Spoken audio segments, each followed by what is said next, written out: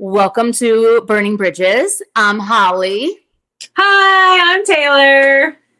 Yay. Today we have a lot of fun stuff to go over. We have highlights from my amazing trip to visit Crystal to her release of her book. Yay! The glory of giving. I'm back here because I'm still working on it because life has been lifing. And let's all just notice how my wall is literally the exact same color. Did you ask Crystal if she picked the Sparks color on purpose? No, because she doesn't even know what the Sparks color is. That is that is just a. It's just a lovely coinky dink. Yes, that I'm really loving. So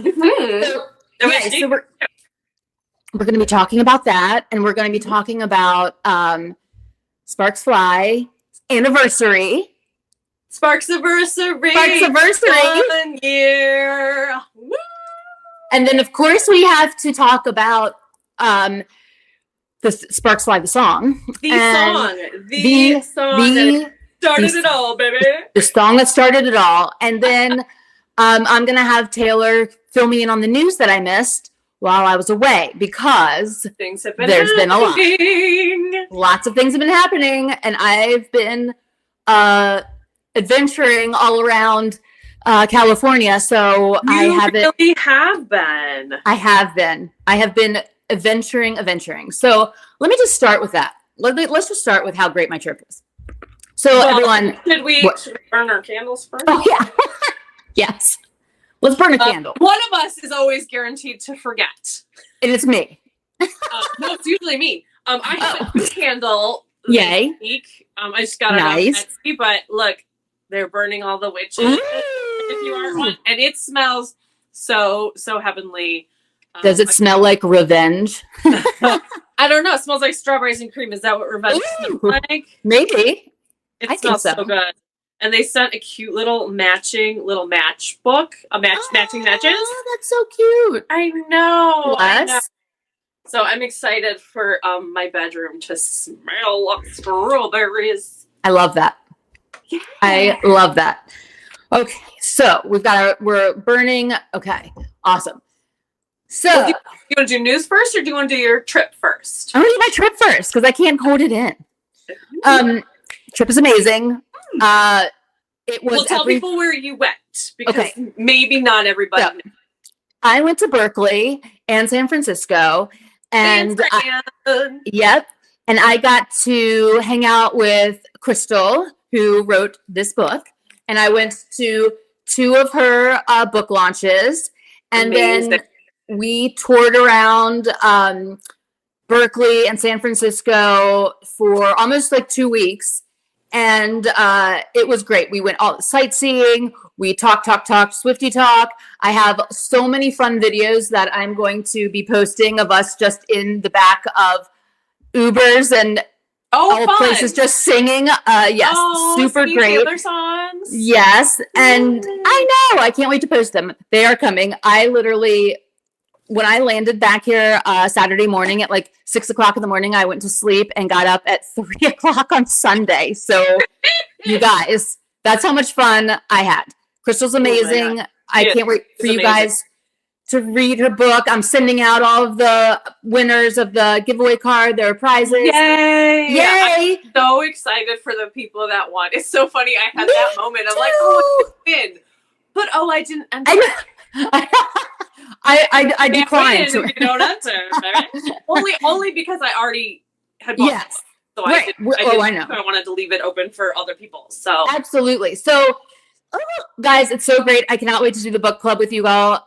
The launches were huge hits. They were massive successes. Yeah. Oh yeah. There was it was incredible.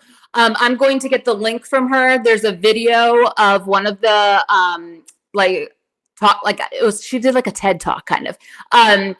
And there's a YouTube video for it. So I'm going to a Tay Talk. Yeah, a Tay Talk. And I'm going to post that for you so you can see the amazingness of Miss Crystal. So congratulations again, Crystal. And I mean, we walked, and T. Lee went with me, my mom. Mama Sparkx. Mama Sparkx. Yes. So I mean, mom. Yes, we went everywhere. We did everything. We ate so much good food.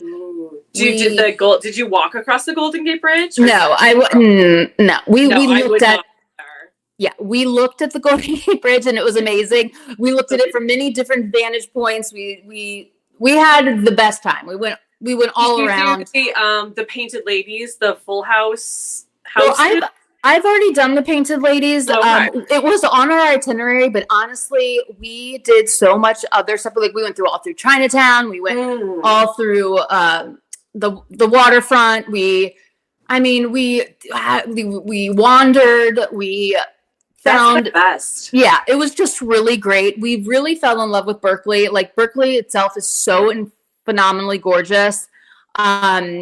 Yeah, I mean, we did so many things. Crystal showed us around. Oh my gosh, we went to Silicon Valley, and I got to nerd out hard at the Apple Park, which is like, that would be fun. It was truly incredible. And like, fun fact about me, I'm literally obsessed with Steve Jobs. So I was like crying. Aww. Being there. But it's designed. Was it just very like sleek, beautiful? Oh my God. Aesthetically perfect. Like it's built that. That's like what I love about Apple stuff. I know. It's like, it feels like you're walking through an iPhone. That's how I explain it. Like everything just makes sense. It's designed so perfectly. It also is designed so perfectly with nature. There's parts of like different buildings that the glass is so incredibly like altered in a way that you just see the trees around it. You can't even tell it's a wall. Like I would be like walking into it daily if I worked there, without question. Absolutely, I would. Match right into it 100 times. Everything about it is just super high tech, just so cool. The use of shadows, like I'll post some pictures that show like they have it designed so well that like everything is symmetrical. Like all of the shadows even make like symmetrical like lines. It's just beautifully done. They took us all around Palo Alto, which is so gorgeous. Oh my gosh. We had like we did so much stuff. We sang a lot of Taylor songs. We just had a lot of fun. I mean, we just had a ton of fun, and it was an experience that I am so happy that I got to have. So, yes. So thank you, Crystal. I've not been to San Francisco, but it's on the list. San Francisco is one of my favorite cities of all time. It is. It's so cool. Like the coolest things I think about San Francisco are that, first of all, it's just like the landscaping. All the hills are just wild. Oh my God. My mom saw the Waymo robot taxis. She was like freaked out. She's like, what? I'm like, no one's driving them. You know, there's a robots. And she's like, oh my God. Wild. So that's really cool. The architecture can't be beat. It's like so stunning. It's just this very cool mix of like Victorian times and like the most modern things, and they blend so well. It's just such a cool city. It's just awesome. I love it 100%. Yay! I'm glad you had a great trip and enjoyed yourself. I just want to talk a second about Crystal's book. Yes. For anybody who may be contemplating buying it, please do. Please do. Listen, this book is like a doctorate thesis. It is. And I wasn't sure. Like Crystal said, oh, it's 10 chapters. I'm like, oh, it'll be a quick read. No. I mean, I'm a quick reader, and granted, I have a lot going on, but this book is dense. There are footnotes on footnotes on. Crystal did so much research, and honestly, I don't know how she did. I mean, she needs to get some sort of degree, something for this book. It's a little bit of a slow read, not because it's not interesting, but because it is so interesting that you just want to take like a bite, a paragraph, a couple pages, and just like sit with it. Oh yeah, for a little bit, because it's so much information. It is, and it's wildly accurate. It's absolutely incredible. There are no incorrect lyrics on it. There is no stupid bad interpretation of Long Live in this. Like this book a little shade to another book. I know. I know which one. But it's accurate. It's giving you information that as like a diehard Swiftie, you will say, yes, and oh, I forgot about that. Oh, that's so interesting how that ties into that. And if you are a newer Swiftie, it is going to give you the Swiftie lore, absolutely of lore and the connections between the songs. She describes different types of pops. Like it's not just about Taylor, because it is about it's a business book. Taylor Swift. Yeah, it is a business book. Yeah, it's incredible. It's so much more. Like it. Oh, absolutely. So analytical of so many facets. It's just incredible. It is so incredible. It is so incredible. That's why I've read it 10 times. It's like, I love like data. I'm like a data freak. And I love how she uses different principles of economics to explain the phenomenon of Taylor Swift. And it's not like dry economics. It's no. It's super engaging. Affects us all in our life, and she'll give examples absolutely of different corporations and how they totally do things and why it worked. And you'd be like, I know. Yeah, I saw that happen. I knew that happened, but I didn't realize the why behind it or the impact or how Taylor then utilized it or whatever. Oh yeah, so fascinating. It's fascinating. It's fascinating. We all get a little degree after we're done reading. Right. You feel like 100 times smarter after you read it. Yes. And it's just so well done. And the people that got it will get this amazing bookmark, the Peace, Love, and Swifties Forever. Exclusive. Welcome to the Swiftiverse. Yay. I had a really fun time explaining Sparkx Fly to a lot of the PhDs that were at our dinner one night. And it was. I hope some of them come join us. Some of them have. Amazing. Welcome. Some of them have. Welcome. Please come. And everyone, it's for real. You Holly get to see it in real life. Printed. She's real. She's not people. It's in the book. It's so awesome. Listen, I had the best time ever. Like I cried a lot. Tears of joy. Yeah. I'm so proud of Crystal. The book is absolutely phenomenal. She explains it so well. It's a book that everyone, like every Swiftie will go, yes. Like it's the things that you somehow internally kind of subconsciously know, but she lays it out with like cold, hard facts. That's such a good way to describe it. Yeah. And I love it. It's like, yes. Like you just get so pumped and I kind of was like, almost like mystified. I'm like, Taylor is so much, like she's right. She's so much more than I could even have known. You know what I mean? Like the math of it all is truly remarkable. So the like analytics, Oh, absolutely. And to the people that like have trouble during like Swiftie interventions, I'm telling you right now, listen, there are parts of this book that you can truly memorize or just tell the person to go get the book for themselves and read it. Because it is without dispute, why Taylor is so incredible. Like it's all of the things that she does from the very beginning, all of the things, how they combine to create the one and only Taylor Swift. So, yay! Bracelet dates. It's going to be a bestseller. Everybody go buy it. Yeah. Everybody go buy it. Like seriously, everyone go buy it. It really is. It's like it's such an antithesis to like the more pop culture-y type books that have typically been out. This is much more scholarly, I would say. Totally. Absolutely. It's very academia. And I love it, but it's so easy to read. It's like it's easy to relate all the concepts. And it just paints like the picture of why Taylor is the remarkable person that she is. And props to her. She's amazing. I love this book so much.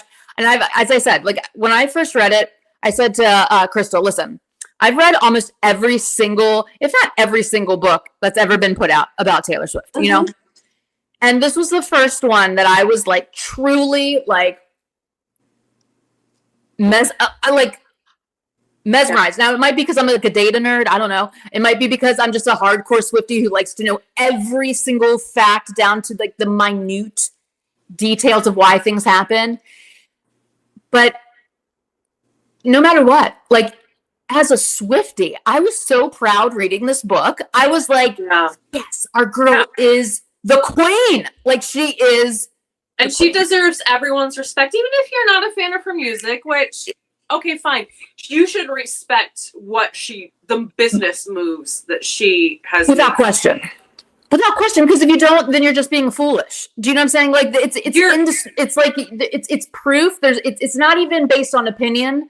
And that's what I love about this book. Like, it erases, like, is it an opinion that she's the greatest? No, it's a fact. It's the fact that she's the greatest. And this is why, this is how much hard work has gone into crafting her career. I mean, it is meticulous crafting. And I am absolutely so into it. Okay. So, yay. Should we spill some tea? Oh, yeah. On things that have been happening in the Swiftie news lately? Yes, please catch me up because I was on vacation. You are on vacation. I would say 3 major things have happened. I'm going to start with the least major. Oh, before I forget, I have some new shirts. Yay. I love them. They are from a company called The Archer's Thread. Look, it's got hits different on I want to buy every single shirt. I love that. I love that color on you also. Thank you. I'm a pink girly. So there's so many. It's mostly Taylor Swift. There's some political type stuff. There's some like Twilight, Gilmore Girls. It's very like right up our alley kind of stuff. She's nice. Fantastic. I recommend following her on Instagram because she makes really fantastic posts. I told her I would give her a shout out. Yeah, definitely. Want to support? It's her small business. Totally. Love it. Support it. So absolutely. Send me her information. Just a company that I like, and I every day have to stop myself from buying more shirts. Text me the her handles and I'll put them on this video. Yeah, it's at the Archer's Thread. Okay. I will send it to you. That's awesome. Obviously, the Instagram has a link to the shop, but there's a Cowboy Like Me shirt that I did buy that I need to go back and buy because it's so good. And there's a lot of stuff that has like stuff on the sleeve or front and back. Like it's well made stuff. Yay! Okay. So shout out to her. Thank you. I will say more. Yes. Okay, so we are going to start with the least important piece of news, and we're going to work our way up. Okay, great. Okay, so Maddie Healy's mother was interviewed. Obviously. Okay. Obviously. Okay. Asked about our friend, Dr. Taylor Allison Swift. Wait, hold on. What question was she asked? This is hilarious to me. Wait. I don't know the exact question. It was something about like her being a potential mother-in-law to Taylor. Okay. And she basically said, in a sense, that she was sort of glad to have, she didn't say dodge a bullet, but like, okay, it didn't work out. And that how she finds it interesting that she, Mother Healy, is not allowed to speak on things that happened, but Taylor can then write an entire album about it. It's called an NDA, lady. Yeah, but here's what I have to say to you, Mother Healy. Those things did not happen to you. Right. Correct. They happened to Taylor. So Taylor gets to talk and write a double album about her life and the shit your shitty son did to her. She gets to talk about her feelings and her life because it's her. It happened to her. Nothing happened to you. Yeah, like, were you even there? Who cares? Like, and also, your son is engaged to, like, I get someone asked you a question, but you did not have to go the snarky route. Right. It's just classless. It just she's just lacking complete class of the whole thing. So that is super irritating. Take that energy on teaching your son not to be some manners. Personification of a cigarette. Is that what you said? A used cigarette? A burnt cigarette butt. Burnt cigarette butt. Okay, so there's that. We had to bring it up. We had to scorch earth a little bit. Yeah, but like lame. Totally lame.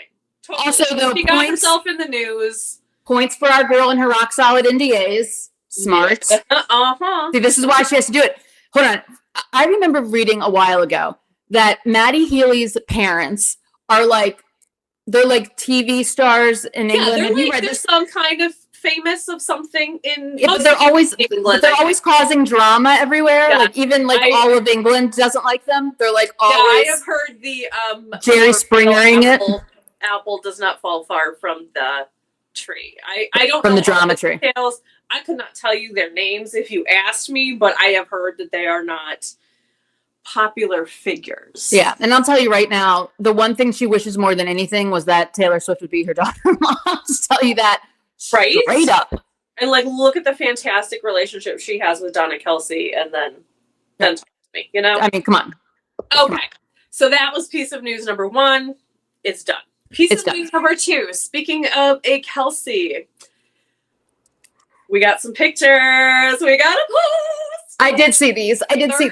13 pictures of his summer with Taylor, and they're just love. They're love. They're joy. They're fun. These were not pictures that were like, oh, we're going to take this picture to put it on Instagram. Some of them have Taylor's filter, so it's like you knew she wanted it. Some of them have their phone screens in them, which is I did see that. Fun. Very fun. Very interesting. There are Easter eggs in these pictures. Possibly. But you know what the best thing about these? Hold on, let me just interrupt you because I saw them like, and I did get like this huge like rush of like dopamine when I saw them. Like, yeah, I don't know why they had this effect on me, but I was like, oh my god. It just goes to show you how many things that she does that we have no idea about. That's a really good point. Like that was the first thing. I'm like, wait, when was she there? Wait, what? It's snowing. Like, when was this? Our girl ice skates? Like, what? Like, of course she does. She grew up in. I know, but like, I mean, like, I didn't finish the ice skate. I mean, I just would never picture her ice skating. So I was like, oh my god, that's like the insurance if she falls. Like, anyway, like, there's all these like super great pictures of them in all these vacation-y places, just having the time of her life. And him with Jason and Taylor's brother Austin, just really like it's the kind of post that like normal people would make of like, this was my summer, and with my girlfriend and her family, and it was just love. It was love. Totally. Like the way they just casually like are with each other and everything. It's just it was so nice to see. Like, I think like 4 years ago, it would have been a big deal, but not like this. Now it's like, we just need some joy, some happiness, some love. And they are just like feeding it. I know. So it's pretty major. We salute you for your summer. Like, we definitely do. Can we talk about that one though? Can we talk about the one with the screenshot? The screen, no, not screenshot. The one with his phone. We see her phone doing this. His phone screen with her 3. I can't see it, but apparently it's got his 3 Super Bowl rings she's wearing. Okay. They were obviously at an Eras tour because she's in a Midnight's body. Right. And she's got her fingers like this, and rumor is it's the 3 Super Bowl. Interesting. And that's the one where she has the glasses on and it's on the table? Oh, no, that's a different one. Okay, that's the one I'm talking about. That's she's the doing one this. That is, I think, her phone screen, which is from Italy when they did that boat in Italy, which I have the theory that that's the night they got engaged. Ooh. And so that just makes my theory a little bit more correct, I think. It's an interesting pose. I mean, I can't see it clearly. Well, no, that's not the 3 fingers, though. Oh. That's the other one. Right. Isn't there one where she's going like this? The 3 fingers is his phone screen. Okay. It's at an Eras tour. She's got the Midnight's bodysuit, and she's got the reason she has in theory is because she has the 3 Super Bowl rings on. So she's showing off the Super Bowl rings. So that's his phone screen. And then, of course, there's times on them. Maybe the numbers in the times on the phone screen mean something. The clock. I don't know. Oh. And then her phone screen is it's very hard to see because it's in shadow, but it's them in Italy when they had that like boat thing where they there were some paparazzi that caught them and they were on the boat. And it was the night before she did the Everything Has Changed Mary's song, So High School mashup. So, yeah. So why would they have a picture from that specific night?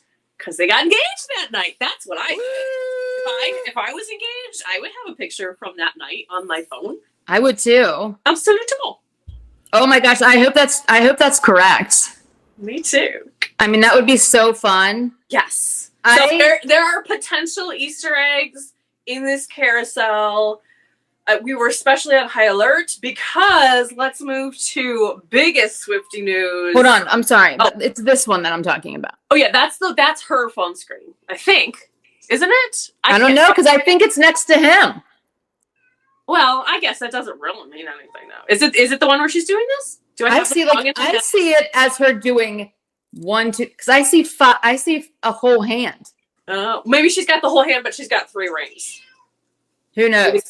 Endlessly fascinating. Rings, but there are some people who do not have aged reader lifetime eyes like I do, and are like, I'm too vain to like put on readers, so I'm just not gonna see all the details. So I leave it to the good people in social media who have the time, energy, and eyesight. Because it's not me. It's not me.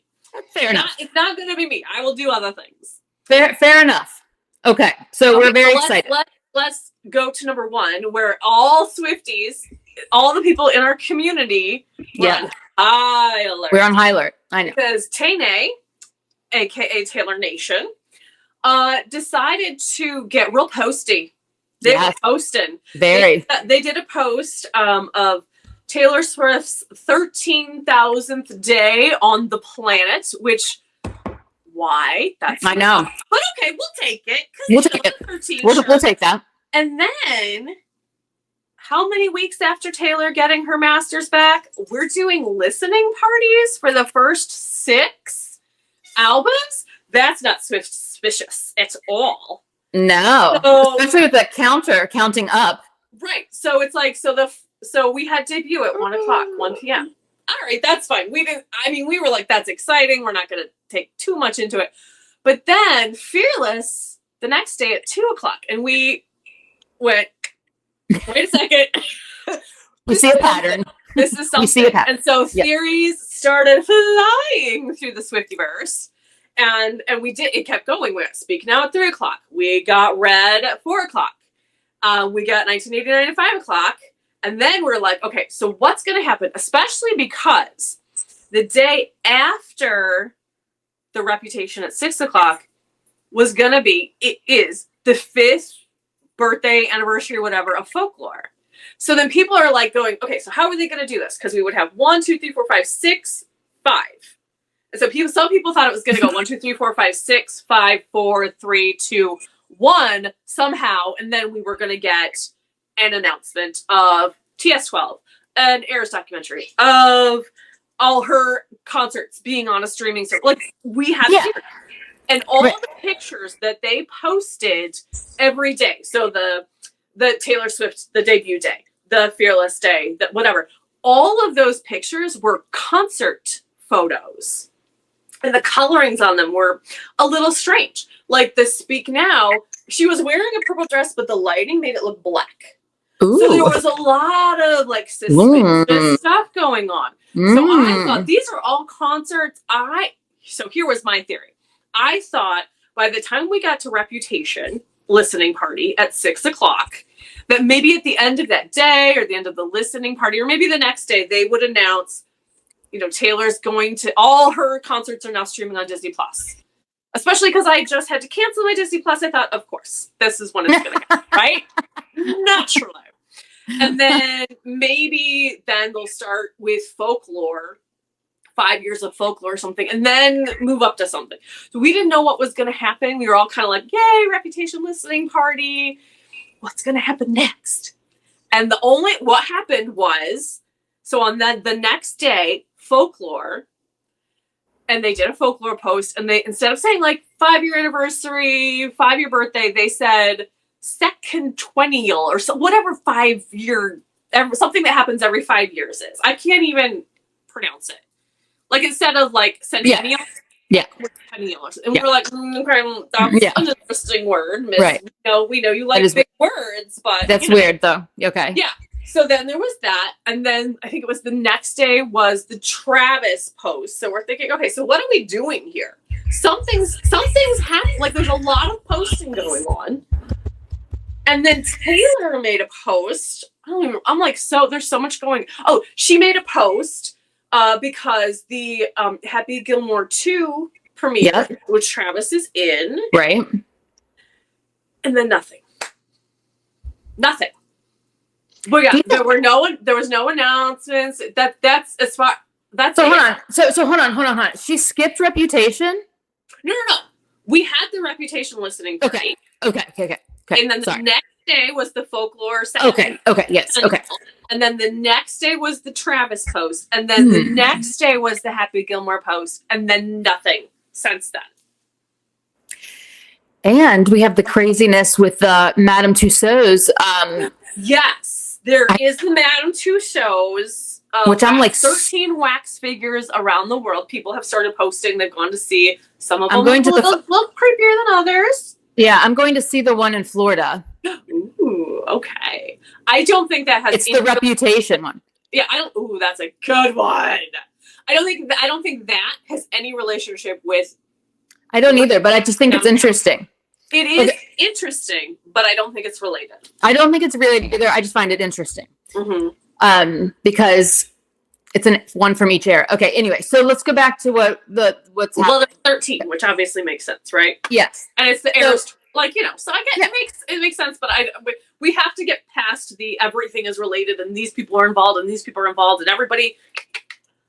Not every post about Taylor Swift is an Easter egg. I think we can only look to Taylor posts, Taylor Nation. Oh, yeah. I mean, maybe Travis, maybe Selena, and that's as far as I will extrapolate out in terms of who's going to give us Easter eggs. Oh, yeah. Yes. We need to really. I feel like the Easter egg giver is really only Taylor and Taylor Nation. And I would agree. And Travis Kelce at this point. Probably. I think Travis. Yeah. Travis just seems the guy who'd be like, "Let me get in on it." What can I do? Definitely. Okay, so what are the options here that we are dealing with? We're dealing with. Let's just break it down. We're kind of at a loss because it just ended. Okay, so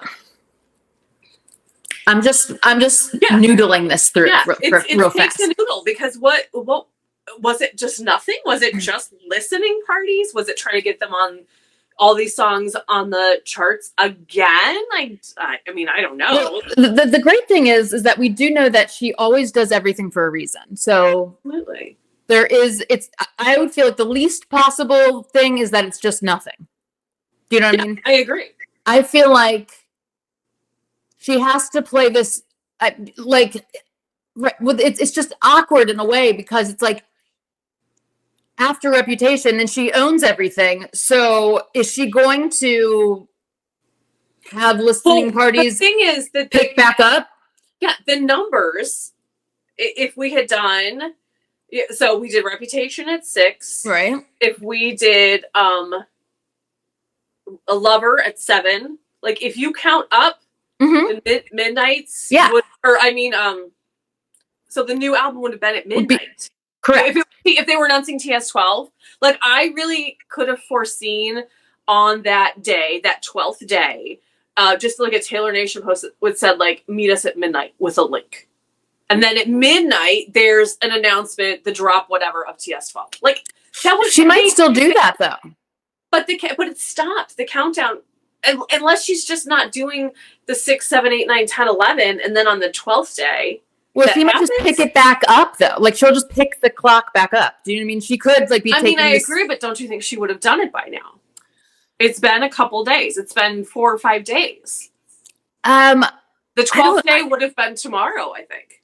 Yeah, but she could have just put, she might be going like, I'm doing this. I'm going to put out these like major pictures about us. I'm going to celebrate this Happy Gilmore thing because I don't want my, her thing to overshadow his thing. Yeah. Like that. And maybe I'll just pick back up. Like we'll do 7 o'clock, in a week from now. Who knows? It is very interesting. The thing that I got from the pictures, though, in my opinion, when I first saw them, after my extreme like dopamine explosion that happened in my head from seeing them, I was like, the message is to me, like, we're living our life. Yeah. We're doing all of this shit. You know what I mean? Like, we are out here living with each other, loving each other. We were doing all this stuff that you all don't know anything about. What was that? Well, those are my cats trying to kill each other. Just every day here. They've got opinions on this. They really do. I mean, they hear it all, so of course they do. Now I think they're upset the attention isn't on them. So they're fine. They're fine. So what I'm thinking is like, is it her way of like kind of subtly saying, this is what I'm doing right now. Like this is where everything is invested. I'm having Travis put out like basically a photo album of all the stuff that we are doing that you all have no idea about ever. Yeah, it was really like what I did on my summer vacation. Yeah, but I was like, oh my God. Like it was all the seasons. I was like, oh Lord. Like there's not like we didn't know any of this was happening. Like where's my girl ice skating? Like I don't know. Snow. In the Bahamas. One picture looks like she's in a cave somewhere, like some kind of cool ass, like, I don't even know what, but like. Yeah, I mean, I think his caption says it was like all summer stuff, but that doesn't mean that it was, you know, I mean. Well, okay, well, I mean, that's even crazier.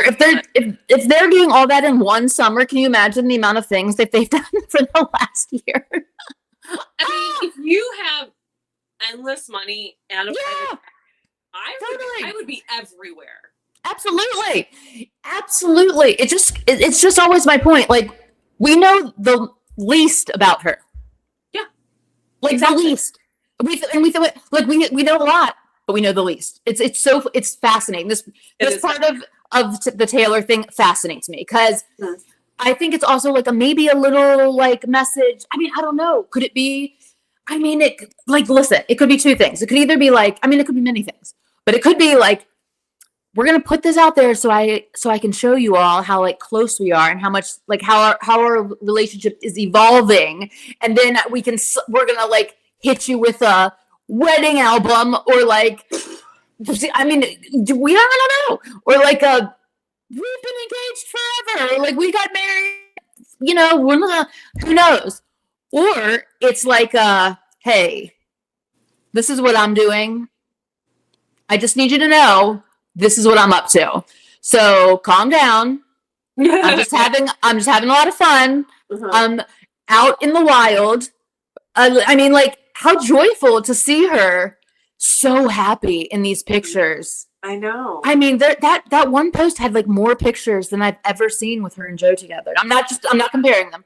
I'm just saying that's like I say it's a fact. I mean, she looks explosively happy. Like, right? Like, and so does he. Like the true wild boy with the wild joy. Without question. Like, she is so happy. Undisputed. So happy. Like, just so happy. So, is this something like, oh, it's before, like, season starts, so we just need to get this out, you know? Yeah, I don't know. Because he's at football camp. Shaved the head again, because that's what he always does. And I think he always grows the mustache for training camp, so we're going to have that look again. So it could just be like a pre-training camp. Things are switching, things are changing for them, for us, for who we're going to see, what we're going to see. I don't know. The other question I have, and I've not had a chance to look it up, is when is the submission deadline for Grammys 2025? Because I just don't foresee her not having an album out to submit for that Grammy. Like, I feel like TS12 is going to come out like maybe right at the tail end before that submission deadline. Well, that would be, I mean, she might play it smart though and skip this year. I mean, it's a lot. It's a stacked year. It's a what? There was a lot of, it was stacked last year too. Yeah, it's really. And she did not win for Tortured Poets, so you know our girl is like, I gotta get in there. I gotta get up on that podium again.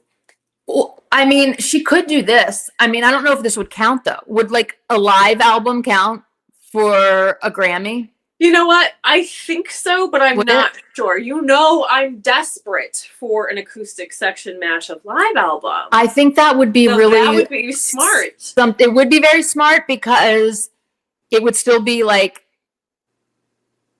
she wouldn't have to be in the studio. You know what I'm saying? It's already done. Yeah.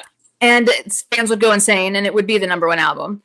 And also, now that you just said that, like this just sparked in my head. Like we saw all the stuff they were doing over the summer. Maybe she wasn't recording it all this summer. I mean, maybe probably writing, and she's always writing. But now that Travis football season he's locked in for that, probably last season, so he's going to be super serious. Yeah. Maybe now she's going to the recording booth and going to record it, which I would assume the submission deadline is the end of the year, but I don't know. I'm looking it up right now. Okay. So then, like, if she's written all the songs and she's starting to record now, means we could get it out in the fall or early winter, maybe. Like, maybe October, November-ish. August 29th is the submission deadline. Duh. The online entry process for the 2025 Grammy Awards closes on Friday, August 29th. See, I don't think that's right. Hold on. So a month from tomorrow? This deadline applies to recordings released. Yeah, it is actually released between June 1st, 2024 and May 31st, 2025. So she's already missed it anyway. Oh. This deadline applies to recordings released between June 1st, 2024 and May 31st, 2025. So she's already released it. Which is weird because I kind of always thought that the cutoff was in the fall.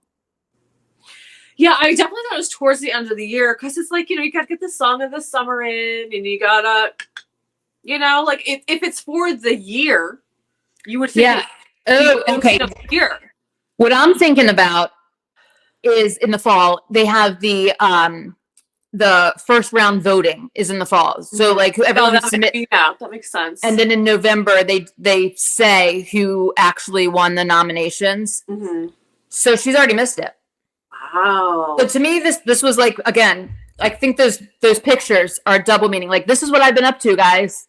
Right, so you're not getting an album, maybe. You're not getting it out. Well, you're not getting it before this Grammy cutoff. Clearly. But this is what I've been up to, so don't. But maybe still like now I'm going in. That was what I was busy doing, and now I'm going in the studio. Yeah. So just slow your roll. Slow your roll. Yeah. We're getting a lot of those slow your rolls. Yeah, and I think that's the overarching message, even back to her letter about the Masters. Like the overarching message is slow your roll, everyone. Mm-hmm. And by the way, let's have a listening party and remind everybody you have 6 albums you get to listen to that you weren't listening to before. Right. And so maybe it was all just a little like yeah. Hey children. Yeah, like let's look at all the stuff I've given you. In fact, I gave you a double album not that long ago that you could still be breaking down, you fools. You know what I mean? We are. Every you know what I mean? day I'm putting new things together. And totally. So yeah, I mean, like I personally feel like it's a message that's like, stop it. I think we cracked it. You know what I mean? Just stop. Just stop. Stop. It will come out, and it also like the of and I mean, I don't know if I'm gonna release the Reputation vaults. If you want them, girl, we do. Debut. I mean, it's there. So it's like, to me, it's like, okay, well, she hasn't like. She's being very strategic in what she puts out next, because it's just going to be a massive reflection of what is going on with her relationship with Travis. And I really think that she wants the most space. I think she wants this visual like in my world right now, after seeing these pictures, what I am in is like, okay, she's entering a new era. She's entering her like officially really I'm deeply in my Travis era, everyone. And like this is era. I mean, yeah, like this is really like right. Like this is what I'm doing. I am focused on our relationship. I'm going to be at I guarantee you she's at every home game. Every home game. Oh, absolutely. With maybe every away game. Maybe she might be to every single game. Like I mean, it's just we're gonna see her in a different format. And I think that's great. Mm-hmm. I personally believe that she has already recorded part of TS12. I think that she did. Definitely possible. You know? My wish is, and we'll have to do, like, maybe we'll do a separate one of, like, our wishes. Yeah. Maybe I should hold on to it. Yeah, let's do wishes in another one, because that'll be a fun one. Or we can, I mean, who cares? We can do it whatever you want. Well, I mean, we're already an hour in. We haven't Spark's anniversary, so we haven't even gotten to Sparkx Fly yet. So anyway, so yeah, like I think that's just what she's saying. It's like everyone chill. Yeah, I'm having fun. I think we figured it out. Yeah, we put our heads together. We can do it. Yeah, okay? Like I'm doing stuff that's not in the recording studio right now.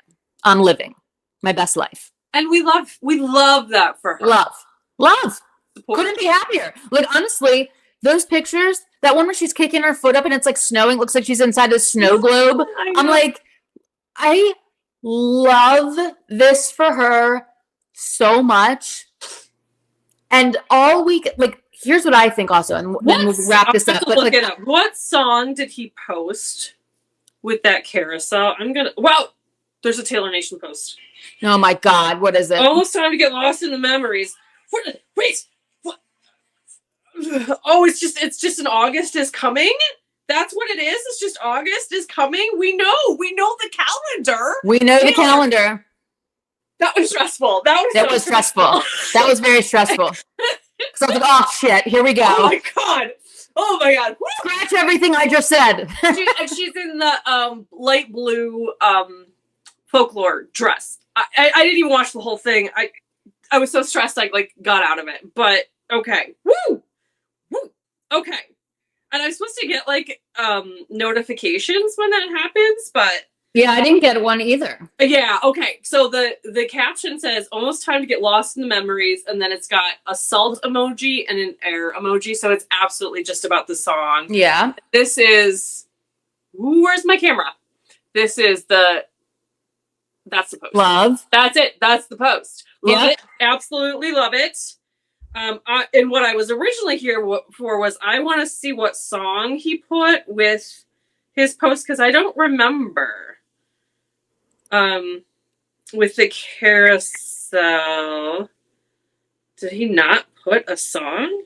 I don't remember there being music. No song.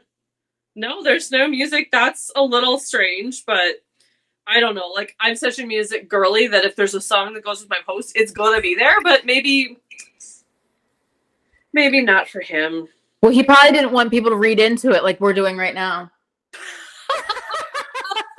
Definitely did. Okay. All right. That was a small panic. That was amazing. That's okay. Listen. Handle it. Yeah. And I just think, I don't know. I think that she's in her like, okay, phase of this is what I'm doing, everyone. This is what's up with me. Yeah. And trust me, see, like, okay. When I saw those pictures, and I'll just get back to this thought. The one that looks like the snow globe and all of them. I mean, literally all of them are so wonderful. Mm-hmm. After the dopamine rush, the first thought that entered my head was the songs that these pictures go to, like the songs that we haven't heard yet that are inspired by these photos are going to be so beautiful and fun and exciting and whirlwindy and like just so good that like you can almost see what the album's going to be. The album is going to be so like freeing. Be fire. Oh, absolutely. It's going to be fire. I really think it's going to be Reputation on steroids, basically, without as much of the like revenge stuff, but the love stuff, the rock, but heavier, but stronger, the most beautiful love songs, but with a rock twist to them. I think maybe it'll be better than Reputation. Ooh, I don't know. I don't know. think have any of the anger. I think it might be very R&B inspired also. Maybe both. I mean, she doesn't necessarily stick to one genre on one album, so nope. Girl. Well, whatever it's going to be, the pictures that are inspiring the album are so beautiful and they're so fun, and it's truly like she can be her total self. You can tell she's having the time of her life, and I think this album is going to be like the total time of her life. I mean, it's really just going to be TNT forever, and that's just the end of it. So I'm excited. I still think I have other thoughts and ideas, but I'm going to save them. Okay. Well, and I put it in my personal vault. I have to say this one though. I really do think that her movie is coming out before TS12, and I think it's going to be the story of Holiday House and Rebecca Harkness. Well, that could come at the end of the year because that's the end of Oscar. Like Oscar nominations are the full calendar year, and that's why so many big movies come out in December. Yep. So maybe that's it. Maybe. All right. So what should we do? Well, my friends, it is cake time because we do have cake time. Well, birthday cake time. Birthday cake time. Anniversary cake time. Because a couple days ago was a momentous day. It was. Do you want to say what it was? Yes.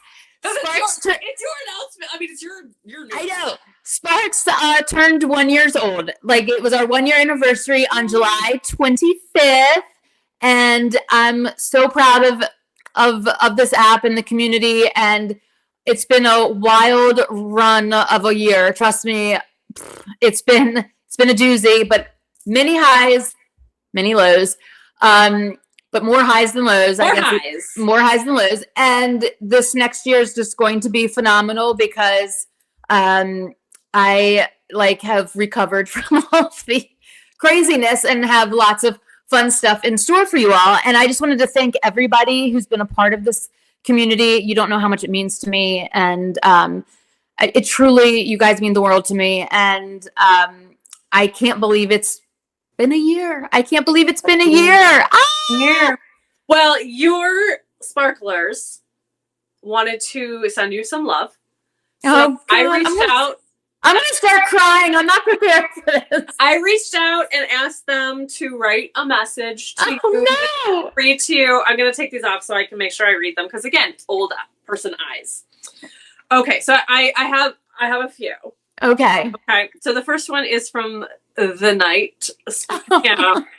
Okay. He said, "Thank you for building such a welcoming and kind community. There have been so many memories and fun I've had here, and every second I spent here, I feel grateful. Thank you for keeping this cozy corner safe, fun, and welcoming. I appreciate you so much. This app is the best thing that's ever been mine." And then he did the emojis for, of course, peace, love, and Swifties. Oh, that's so sweet. Thank you so much.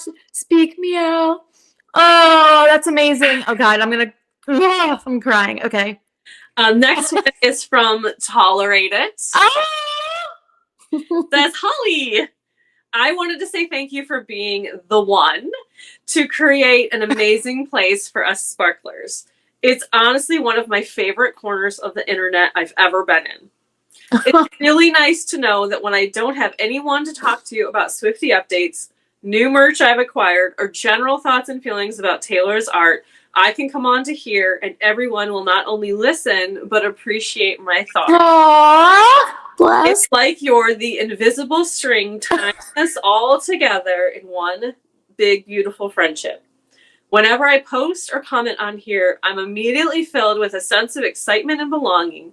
It's wonderful to know that there's a community of fans who appreciate Taylor's art just as much as I do, that I can always come to. The conversations I've had on here always leave me feeling uplifted, and I truly enjoyed every second on this secret garden in my mind. Thank you for creating this fantastic space that feels like something beyond my wildest dreams." Guys, Tolerate It. Thank you so much. Oh my God. Next, we have Andre Salas. I hope that we are saying that correctly because it's I spelled hope a so, little too. different, but I hope so. If not, please correct us. I need a tissue. Okay, hold on, I'll just use my shirt. Go on. Ugly crying. It's fine. I'm ugly crying. Holly, Yeah. I just wanted to stop by and genuinely say thank you for creating this app. This is truly a special community filled with so much love and support for each other, even when discussing things that don't relate to Taylor at all. It's a cozy and safe place. Are you getting the theme of these? Yeah, I am. It's a cozy and safe place for everyone to express themselves.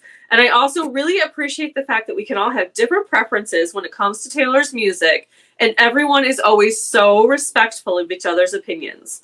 An app like this is an actual oasis and what all of the internet should be, but sadly isn't. Oh, It's that. You I have agree. crafted a place we can hide, guided to one another by invisible strings, where we can dance in our best dresses in a storm while forever feeling like we're 22. Where snow falls on the beach and we all bring forth an incandescent glow that will never be tarnished. Oh my God. So thank you so much for coming up with this. You should be really proud of Sparkx Fly because I know I am proud to be a part of it. And all I can say is I was enchanted to meet you. So good, right? So good. Everybody really stepped it up. Oh my God, I'm flipping out. Oh my God, beautiful. I know. Okay, so the next one is from someone I'm not sure you know. Her name is T. Lee. Are you familiar with her? Yes. She knew? Of course she knew. Congratulations, Holly, on the 1-year anniversary of Sparkx Fly. I have watched you from the very beginning work tirelessly to develop this app, and I have been amazed at everything you have managed to accomplish. You bring so much love and joy into this community because of your love and devotion to Taylor and her music. It has certainly been a wonderful experience for me to meet so many Swifties and to communicate with people at all times of the day and night from different time zones around the world. I wish you the very best in the coming year, and remember, the best is yet to come. Love you to the moon and Saturn. Mama Spark. Okay. Thank you. We're not even done yet. There's more. Okay, this is... I'm just trying to race through them. No, it's fine. And I'm going to send them all to you. Obviously. This is so sweet. I'm like so overwhelmed. Okay. Good. That was the intention. Okay, this is from L. Howell. Aww. Holly, your vision and hard work has brought together a wonderful community that not only celebrates our shared love for Taylor Swift, but celebrates our love for all the friends we have made along the way. It's clear that your kindness and caring nature is reflected in every aspect of this app. It's more than just an app. It's a vibrant, welcoming home for Swifties, and that's all thanks to you, Holly. You are an amazing, kind, and caring person, and we are all so lucky to have you as the creator of this heartwarming place. My cats again are trying to kill each other. Thank you for everything you have done to make us all feel safe and loved. We all love you so much. Aww, thank you. Oh, thank you, Elle. Couple more. Okay. I don't. Okay, I'm going to have to look up one because I think I didn't. I have like screenshots in my notes. I think I missed one. Okay, but this one's from Crystal. Aww. Dear Holly, your energy and strength are such guiding lights in the Swiftiverse. Thank you for making a platform where we can truly Swiftie out, where no observation or theory or opinion is off the table. And your Swift List feature is the perfect way to get to know other sparklers. All's fair in love and poetry. Crystal. Yay. Thank you, Now, Crystal. I thought I had one from Abby. Abby literally was like, is there a limit to how many words I can use? But obviously she's been going through a lot. Oh, no. Yes. I think I have it. So if she didn't get a chance to send it to me, like, well, obviously we completely understand because Absolutely. she's got so much going on. Oh, I know. I chat with her a lot, so that's why I'm just like scrolling. Oh no, because okay. She obviously didn't get a chance to send it, and that's okay. I should have followed up with her. I genuinely thought I had one from her, so I apologize, Abby. I'm sure she will reach out and she will send you her thoughts. And I will send you all of those. Like I said, I have them in my notes app, so it'll be easy to send to you. Oh my God, you guys, thank you so much. I'm like so overwhelmed by how amazing you all are. Well, I would like a chance also to say my piece. Okay. I didn't write it down because I thought that might be a little artificial, but I'm gonna cry big time. Okay. It's safe to say that this app has like changed my life. Like not just the app, but meeting you and your friendship. Like doing these recordings is like the most fun thing that I do in my life. Like I've talked before about how I was kind of an undercover Swiftie for a long time. And like now that I'm just like out and proud and unapologetic, like it has been the joy of my life. Every single person that I have met on this app has fundamentally like brought love and life and changed my life. And you're only 1 year in. I know. And it's like, I can't even imagine. I know some of the behind the scenes stuff that you've shared with me, like the ways that this is going to grow and change and just like be better is mind blowing. And that's why like I am handing out Sparkx cards to anybody who mentions Taylor Swift near me. And it's like, I want everybody to be in this safe, loving space. Absolutely. And I just love you so much. It blows my mind and simultaneously breaks my heart that we've not actually met in person yet. I want to, when I meet you, I'm going to give you like the biggest, longest hug known to man. When I talk to people, they're blown away that we've never met in person, which I agree. I agree. Like, I agree. It's coming next. It's coming next, everyone. That's the next venture. I know. When I started on Sparkx Fly, this is already getting, I was going to keep it short, but I just can't. No, it's fine. I'm too argumentative and a girl. I was like, ooh, this Holly person, she seems really cool, but also she's like the owner. So probably like, she probably thinks everybody's cool. Like I didn't know if we would like connect. And so when you reached out to me to like do the recording and that you wanted me to do like the series and like, like every step along the way, I was like, oh, she feels the same. It was like a boyfriend girlfriend. Like she feels like I do, like it just meant the world to me. And it was like, when I started on the app, I didn't really see all of this happening, but I knew big things were going to happen. Oh, and I just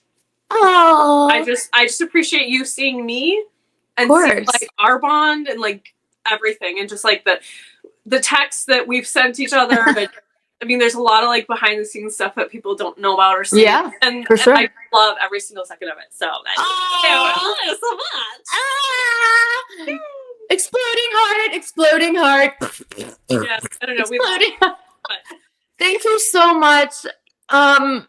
Yes, we are meeting next. That's for certain.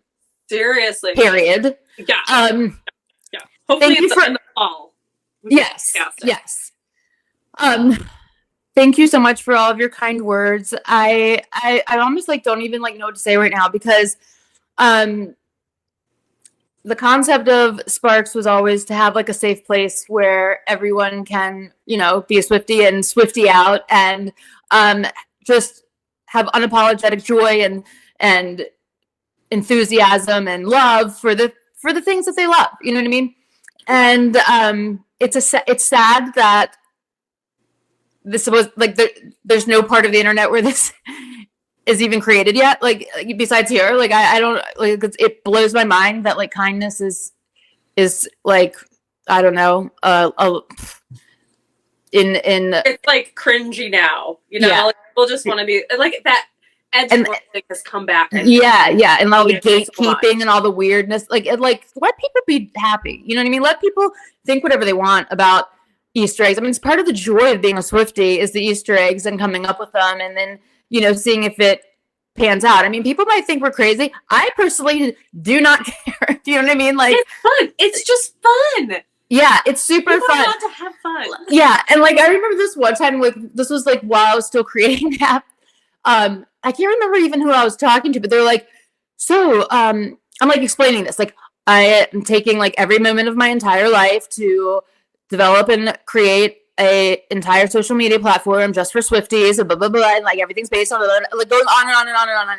And he's like, "So you're a Swiftie?" I'm like, I might be the biggest Swiftie. I don't even know. Like, yes, I'm a huge Swiftie, obviously. Like, I think I was even like standing in my old office, like with the floor to ceiling pictures of Taylor everywhere. I'm like, yeah, I would consider myself a huge Swiftie. Like, you know what I mean? Like, yeah, I'm a huge Swiftie, and I'm like totally not even like in any way like. There was years of time where I felt like people had to hide it, that they're Swiftie-isms, you know what I mean? Right? And like, that's not a good feeling to have, right? I still sometimes when I'm talking to a person, if I have one of my thousands of Taylor Swift shirts on, or, you know, something, and I always am like, it's not that I don't mind, I will say it proudly, but I'm a little worried about the reaction I'm going to get. I know, and it's just like, stupid. It's wild, right? It's wild. We can like different music. It's like, it's a thing. Like, I don't like the same music everybody else, you know? Right. Totally. And it's the most joyful thing you can be. And I truly believe this. Like, when I made this app, I was like, I truly, in my heart, know 100%, and no one could ever talk me out of knowing this. I truly believe that Swifties can change the world. I truly do. Like, it is like a thing that I believe with all of my might, with all of every part of me believes this 100%. And I believe that like more than anything. I truly do. And I'm so excited to see like what happens in this next year coming up.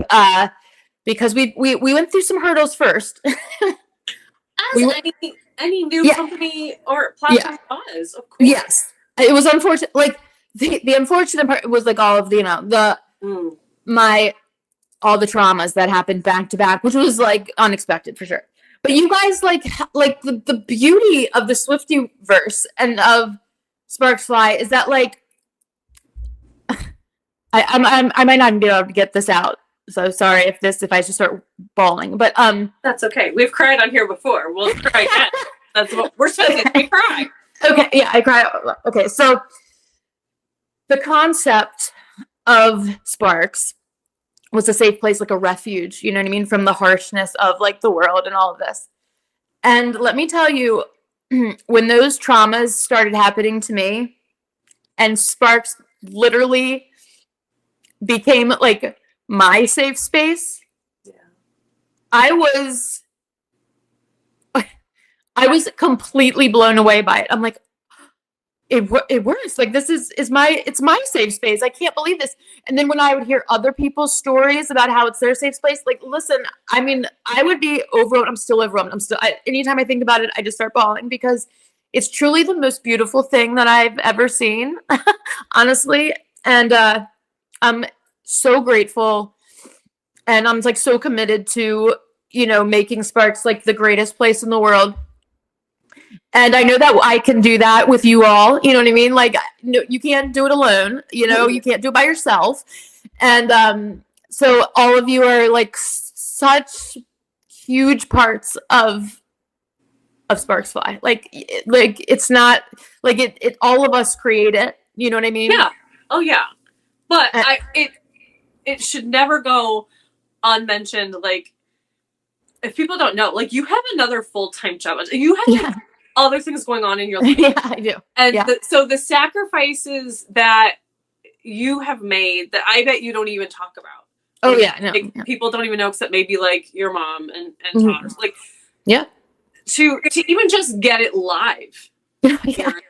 Oh my God. I imagine. And the stuff that you are still doing, you are still thinking, you're still. Oh yeah. I'm thrilled that you've already like gotten that emotional payback from it, and I hope that it just continues to grow. And listen, if you are watching this and you are not a member of Sparkx Fly, join it right now. What are you doing? What are you even doing? Join the Swiftiverse. Comment if you don't know how to do it. Comment below with like join or whatever. I don't care what word you use, and we'll get you there. Yeah, and all you have to do is go to either app store, any app store that you get your apps from, and your preferred app store. Check out Sparkx Fly, Sparkx Fly, and you'll find us. And it's amazing. And I'm like truly overwhelmed by this beautiful moment right now with people writing in, and thank you. Let me just thank you first of all for doing that. Like, that's so sweet of you. Thank you so much. And thank you for truly being my partner in crime with the videos and everything. Like, I mean, I can't wait to meet you, because I will be returning that giant hug with an even more giant hug. We're just going to hug the whole time. We're going to literally turn into a giant friendship bracelet and explode. That would be so. We should bring your big one and wrap it around. We're going to get the best pictures. Oh my God. I should bring that. Oh my God. I know. I will bring it. I will find a way to bring that. Oh my God, because that is hilarious. That will be amazing. So thank you. First of all, everyone who's on the app knows that Taylor is so vocal and so it's so coming up with things all the time. Vocal, that is the best word to describe me. Just so into it, and I love it so much. And let me tell you something. When my dad died, I literally could not peel myself up off the floor. Let's just be real here. I had a impossible time even doing anything. Okay. I literally couldn't do anything for months. And Taylor, I remember texting her, can you please hold down the fort for me? Please, I can't do it. I can't right now. I'm too sad, and I can't even get out of bed. Just period. She's like, absolutely. What are you gonna do? She's like, already had all these ideas and blah, blah, blah, blah. And I'm like, thank you, God. Thank you, because my mind can't do it right now. And you are such a huge part of Sparkx, and a huge part of my life. You know what I mean? And I teeter on sometimes feeling really guilty because I went through all these traumas and that have this, sometimes well, I'm feeling sad again. You know what I mean? It's so, anyway, she's helped me. You have helped me so much. And you were truly there. You're always there. I can't express how much you mean to me and how much you've helped me. I truly love you, and you're super great, and I adore you. I completely adore you. So well, thank you. I did not. This isn't about me. This is about you. But thank you so much. And on that note, I didn't want to bring up all this stuff, the negative stuff, but I will say that the sparklers, I really feel like they respected your privacy so much during that time. They came to me, if they had stuff going on, I was messaging behind the scenes with your mom, lots of stuff happening. Yeah.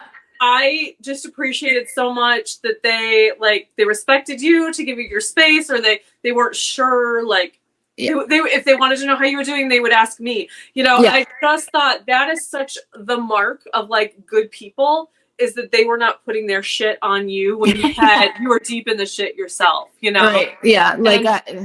I'm always here to hold up the verse, Thank you. Course, I'm your second in command or whatever. I don't know. Absolutely. And thrilled to do it.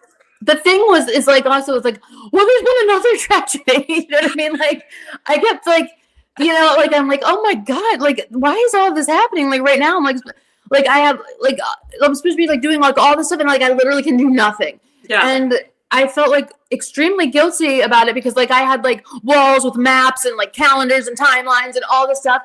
And it's whoa, wow, life keeps yeah, God forbid you make a plan, because that's when seriously everything falls. And the real fine-tuned one at that was whoa, we're just gonna throw in some natural disasters, a couple deaths, you know what I mean?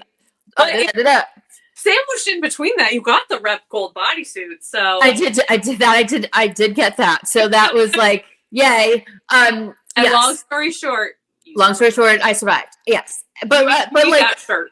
it takes a verse to survive. You know what I'm saying? It takes the verse, and the verse is here for you. Thank you. And I'm always here for everyone else. Pays you back.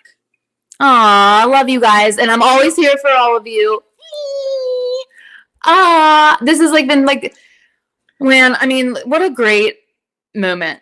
I'm like just truly overwhelmed. And you know, when this video goes off, I'm gonna like cry for like 4 days.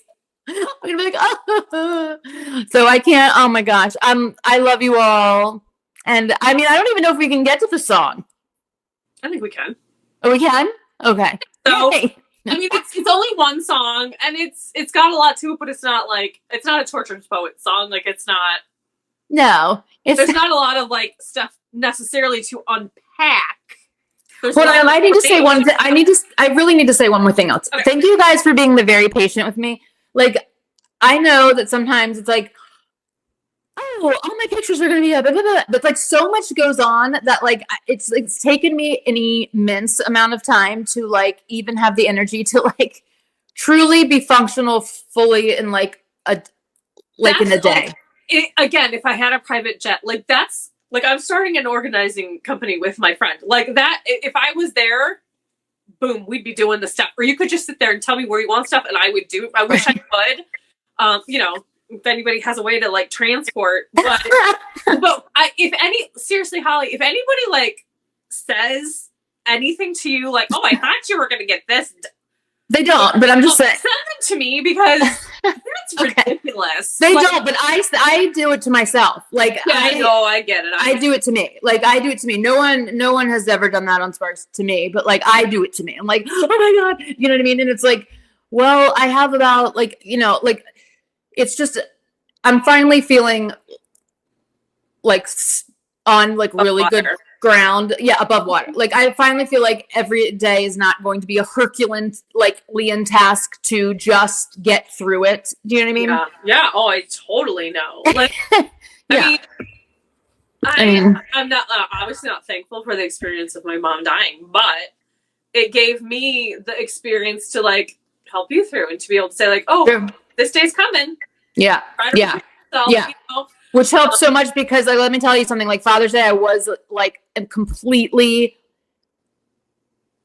like caught off guard. Yeah. Like I'm like, I've prepared myself mentally for this, but I didn't, you know what I mean? I didn't. Didn't.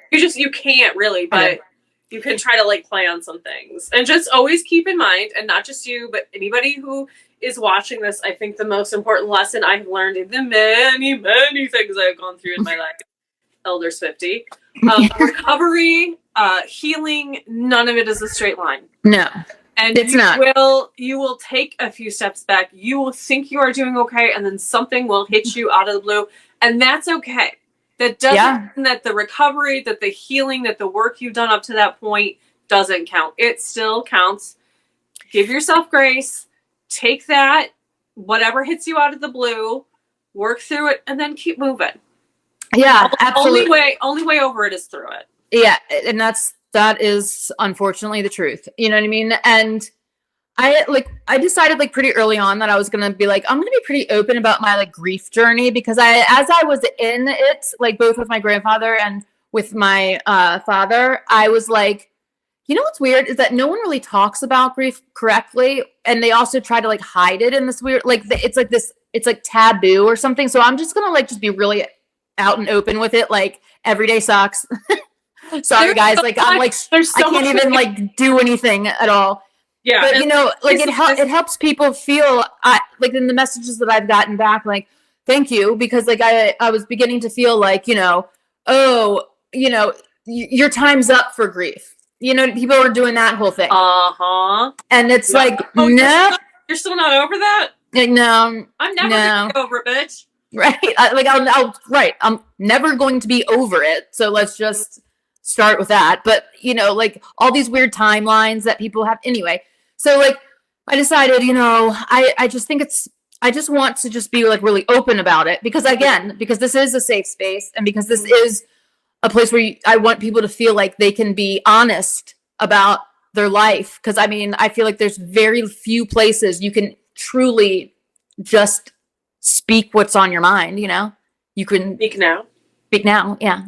Yeah, I mean, And we could get into about, like, I learned about secondary loss, and like a lot of people that are not my friends anymore because whatever. You would think that when one of your parents passes or someone who is that close to you passes, the relationships would strengthen, and that is just. it's not true. I know. It's weird. I mean, honestly, I could just talk. I mean, maybe we'll write our own book about it one day. Yeah, maybe we will. Just an interesting phenomenon. It is an interesting phenomenon, and it's not. I wish that would change. So, like, you know, part of my reason why I was like, well, I'm just going to just be like, super out and open with it, is because like I would appreciate that from other people. Like, you know what I mean? Like, it's weird when you're like, there's no map, there's no guide to grief really at all. But there's also like no correct way to we have no like social manners when it comes to it. Yeah, we have all this like, rude stuff. Yeah, even like, you know, the very widely accepted, you know, stages of grief. Those aren't for grievers. Those Elizabeth Kubler-Ross developed those for people who were terminal. Right. And so it doesn't really apply. It doesn't. It can maybe you follow those steps, but they don't go, it's not like a checkoff list. You know what I mean? Like, now I'm angry and now I'm this, and it's a revolving.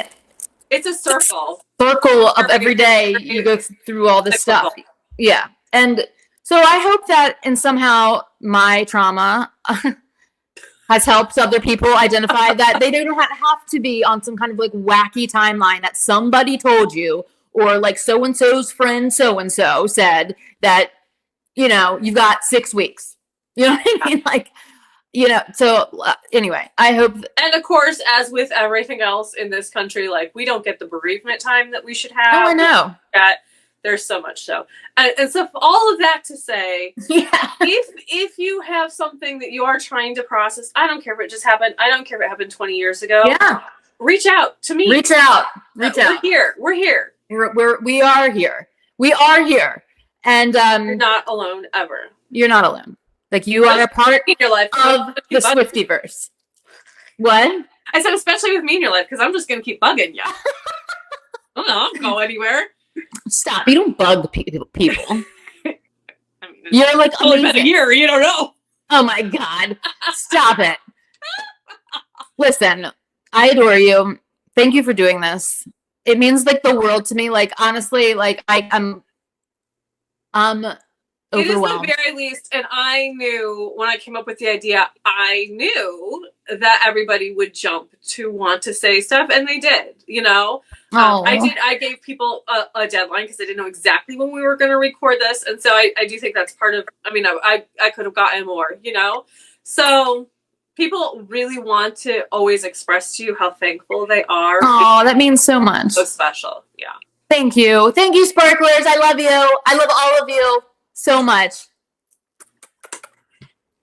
All right, okay. So jump into the titular of your song. Are we gonna just drop everything now? Yes. Boring. I won't sing that thing. I love the song so fully. Like, you're like, actually, I hate the song. Yeah, this is actually my least favorite Taylor song. Wouldn't that be crazy? It'd be hilarious. It would be hilarious. It would be. That would be some tea, my friend. That would be some tea. That would be some major tea. But it would be like, I would never say it because it is like my favorite. Like, I love this song. This song to me, every time I hear it, is like complete. It's like rebel freedom. Like, it's adrenaline. It's like just the wild feeling of love. Like, I don't know. I love this. I love this song. I love it so much. I love the beat. I feel like it's like one of the most Taylor songs.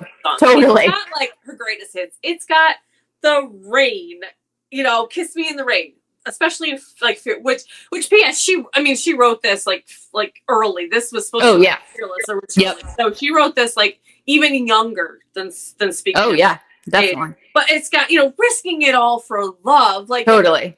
I mean, Taylor and I are like of the mind of like, if it's love, then I'm gonna do anything for Hit me with those green eyes, baby. Yeah, originally brown eyes. Love. Changed it from brown eyes to green eyes. I like green. And then like, yeah. And then the eyes, I mean, eye color, that's like so Taylor canon. And then like also there's a little snippet of like the fame of it all. We're gonna be in love, but it's gonna be hard. It's gonna, like, I'm on my guard for the rest of the world. But with you, I know it's no good. Yeah. So like there's like all her greatest hits kind of wrapped up in one song, and that's why I love that the video is the Speaking Out concert tour video. Oh, I know. It just like encapsulates all those things, and it also like brings in like the fairy tale-ness of her, like the almost just like being able to see Sparkx Fly like is such a Taylor thing to want to see, and everyone should want to see that. But like, I love the line that says, "I see Sparkx Fly." Like, I love that because it's like true immersion into this love that you're feeling, that you're actually seeing.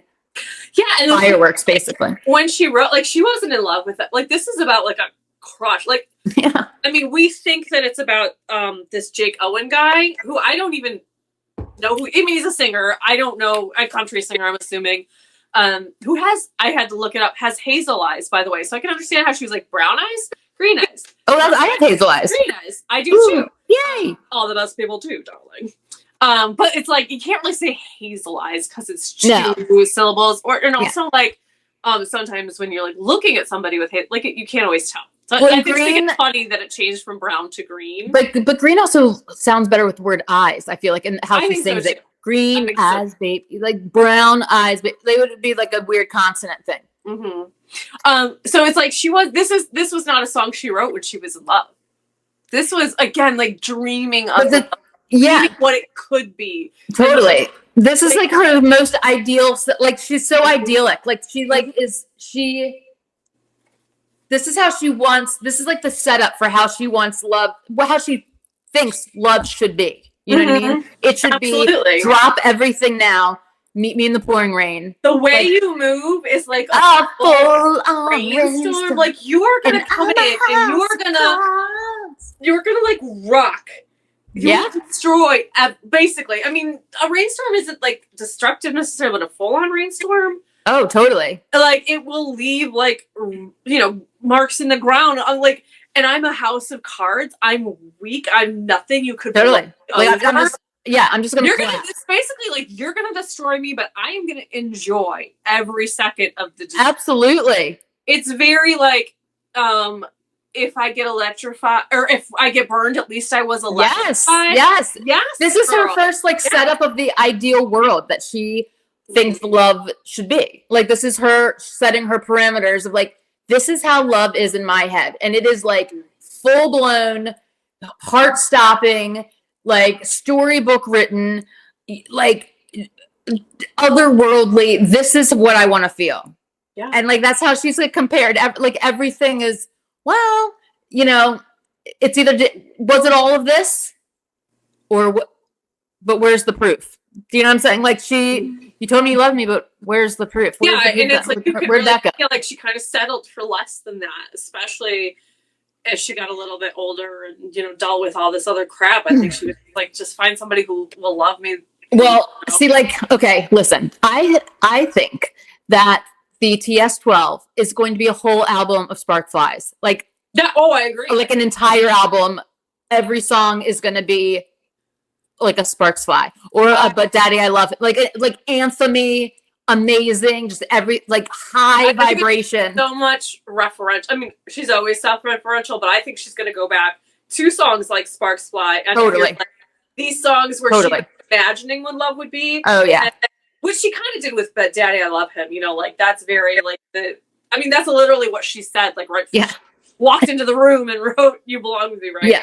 Or Love Story. Yeah. So I think there's going to be a lot of like those fun connections of like, this is what I thought love would be, and then like it wasn't, and then now it is, and it's even better. Oh yeah, I think she's going to admit. Like, I don't even think she's going to mention the bad one, like the past people. I think. No, I don't think so either. I think it's just going to be a full blown. Except maybe just a little bit of shade here and there, because possibly. I mean, she might. It's Taylor, so she's probably going to do that. But like, here's what I wrote in my notes about the, like the full-on rainstorm and She's a House of Cards. This is a deal that she's always been willing to strike. Oh, definitely. I'm gonna walk into this. It may kill me. It may. I don't know how the ending's gonna go, but worth it. It's worth it. It's gonna be so good. Yeah. Destroy me in the end. It's okay because I will have had this. Yeah, and absolutely. Same. Yeah, this is she is like this, and it's also like this is why I've spent my whole life trying to define what love is. You know what I mean? Trying to put it into words. Yeah, like this is it. Like she wants all of the different types of love, and she wants the big, major, huge love, and she wants the heartbreak love, and she wants all of them. All of it. She's all in because you can't have the good stuff without the bad stuff. No, you can't. She knows that. Yeah. Yep. And this is like Baby Taylor songs are so great because it's like you can see like the setup for how she's gonna how she views a really good love is it's totally from this age point knight in shining armor type of swoop you in carry you away your whole world is immersed with this person. It's fantastical, you know what I mean? The music swells. Yeah, totally.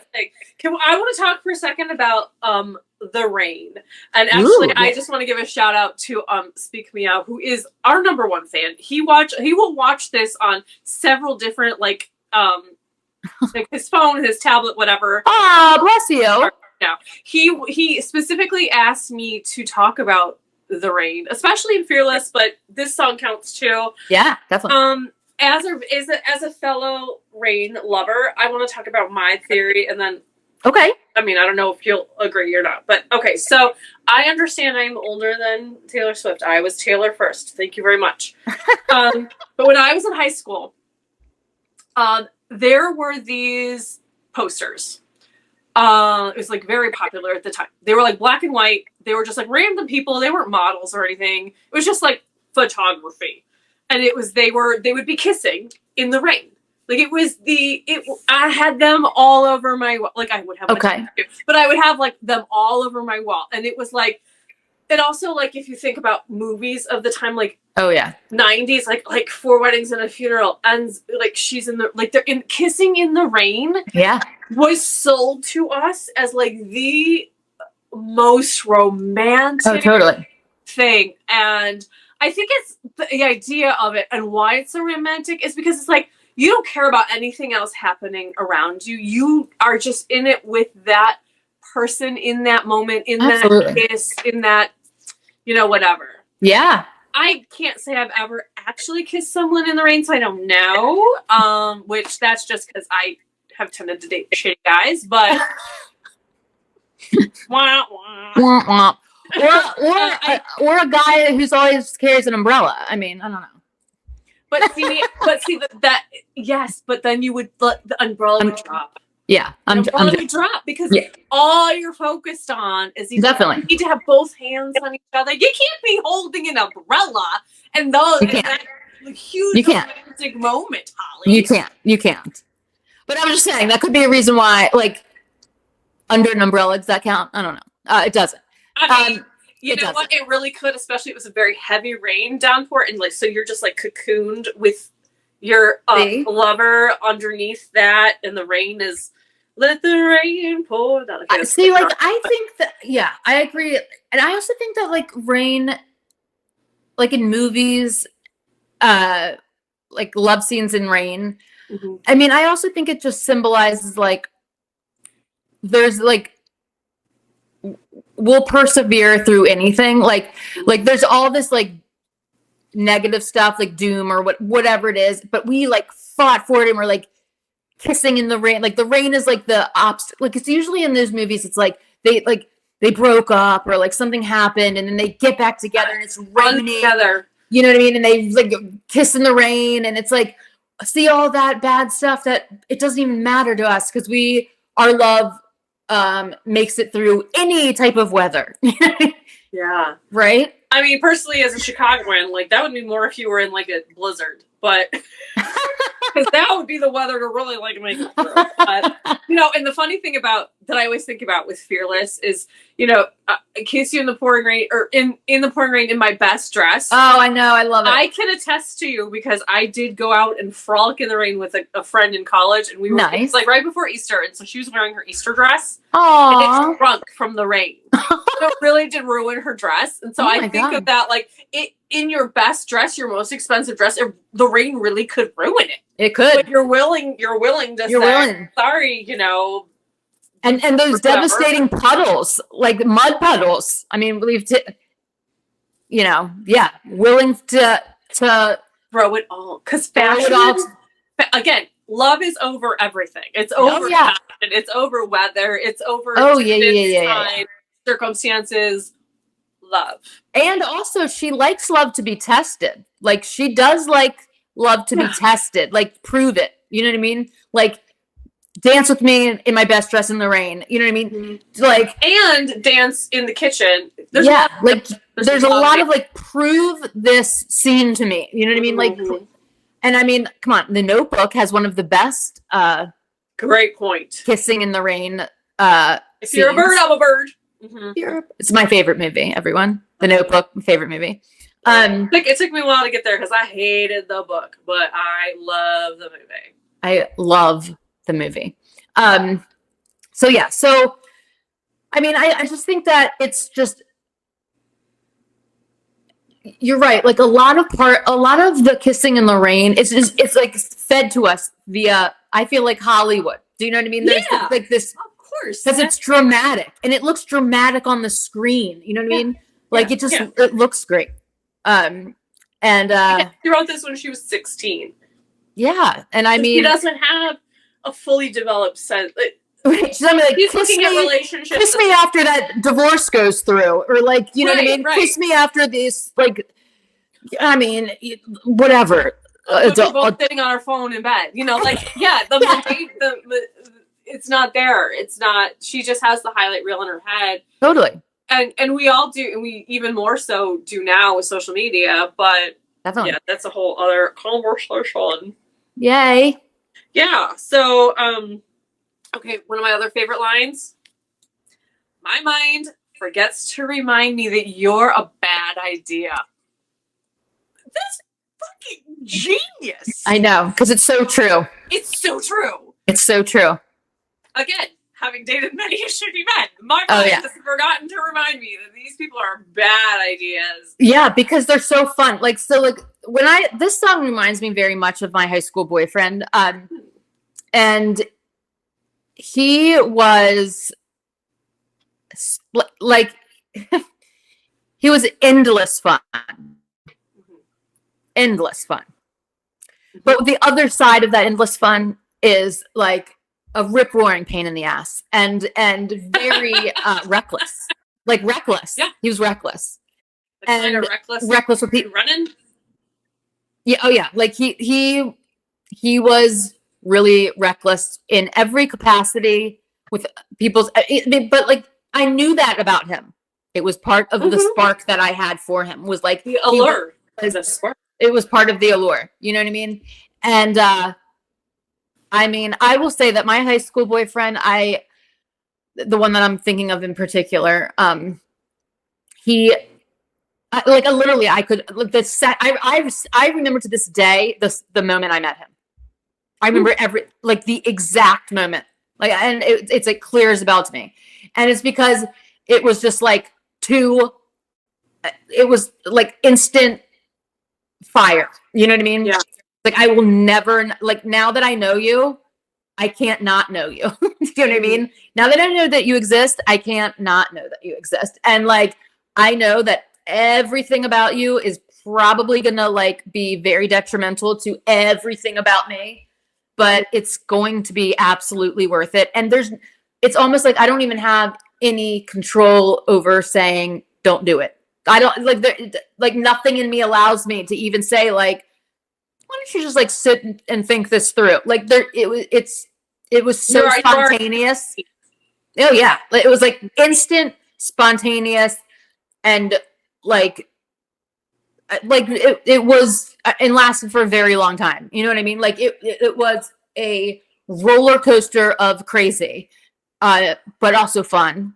And I wouldn't trade it for the world, even though I would. I mean, we both ripped each other to shreds emotionally at the end, at different points for sure. But it was worth it, and I had no control over it. I was like, well, now that I'm at that, there is no choice. I have to, like, we're going to be together now. And he was like the exact same way. It's like, well, now what? Like, well, I guess we're, together. I mean, like, I've known you for 2 minutes, and it's like, there is no way. There's zero chance this is happening any other way. And this song reminds me of that, because it's like, it's a force that you don't even have control over. I mean, I really didn't. I truly was like, I don't even have control of it. I can't say no. I can't. I cannot say. I just have to know everything about this person immediately. Like, immediately. And I've spent all my time with this person immediately. You know what I mean? And there was no other option. I mean, there just was no option. And that is such a powerful feeling. And I think it happens more like when you're younger. I don't know. I think when you get older, like, I don't know. I mean, it's happened to me as an adult too, but not in the same kind of way, only because like you don't, like you have an adult life, and you have like things that you have, like when you're in high school, there's nothing, like you don't have like a real, like you don't your really, frontal lobe is not fully developed. Like, you don't have, and like you don't have real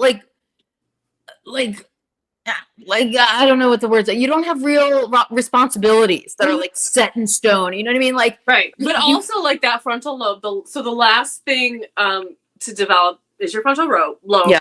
And a lot of the frontal lobe's responsibilities are like helping you like see around corners, be able to see into the future of the different like consequences, or and be able to analyze those and choose accordingly.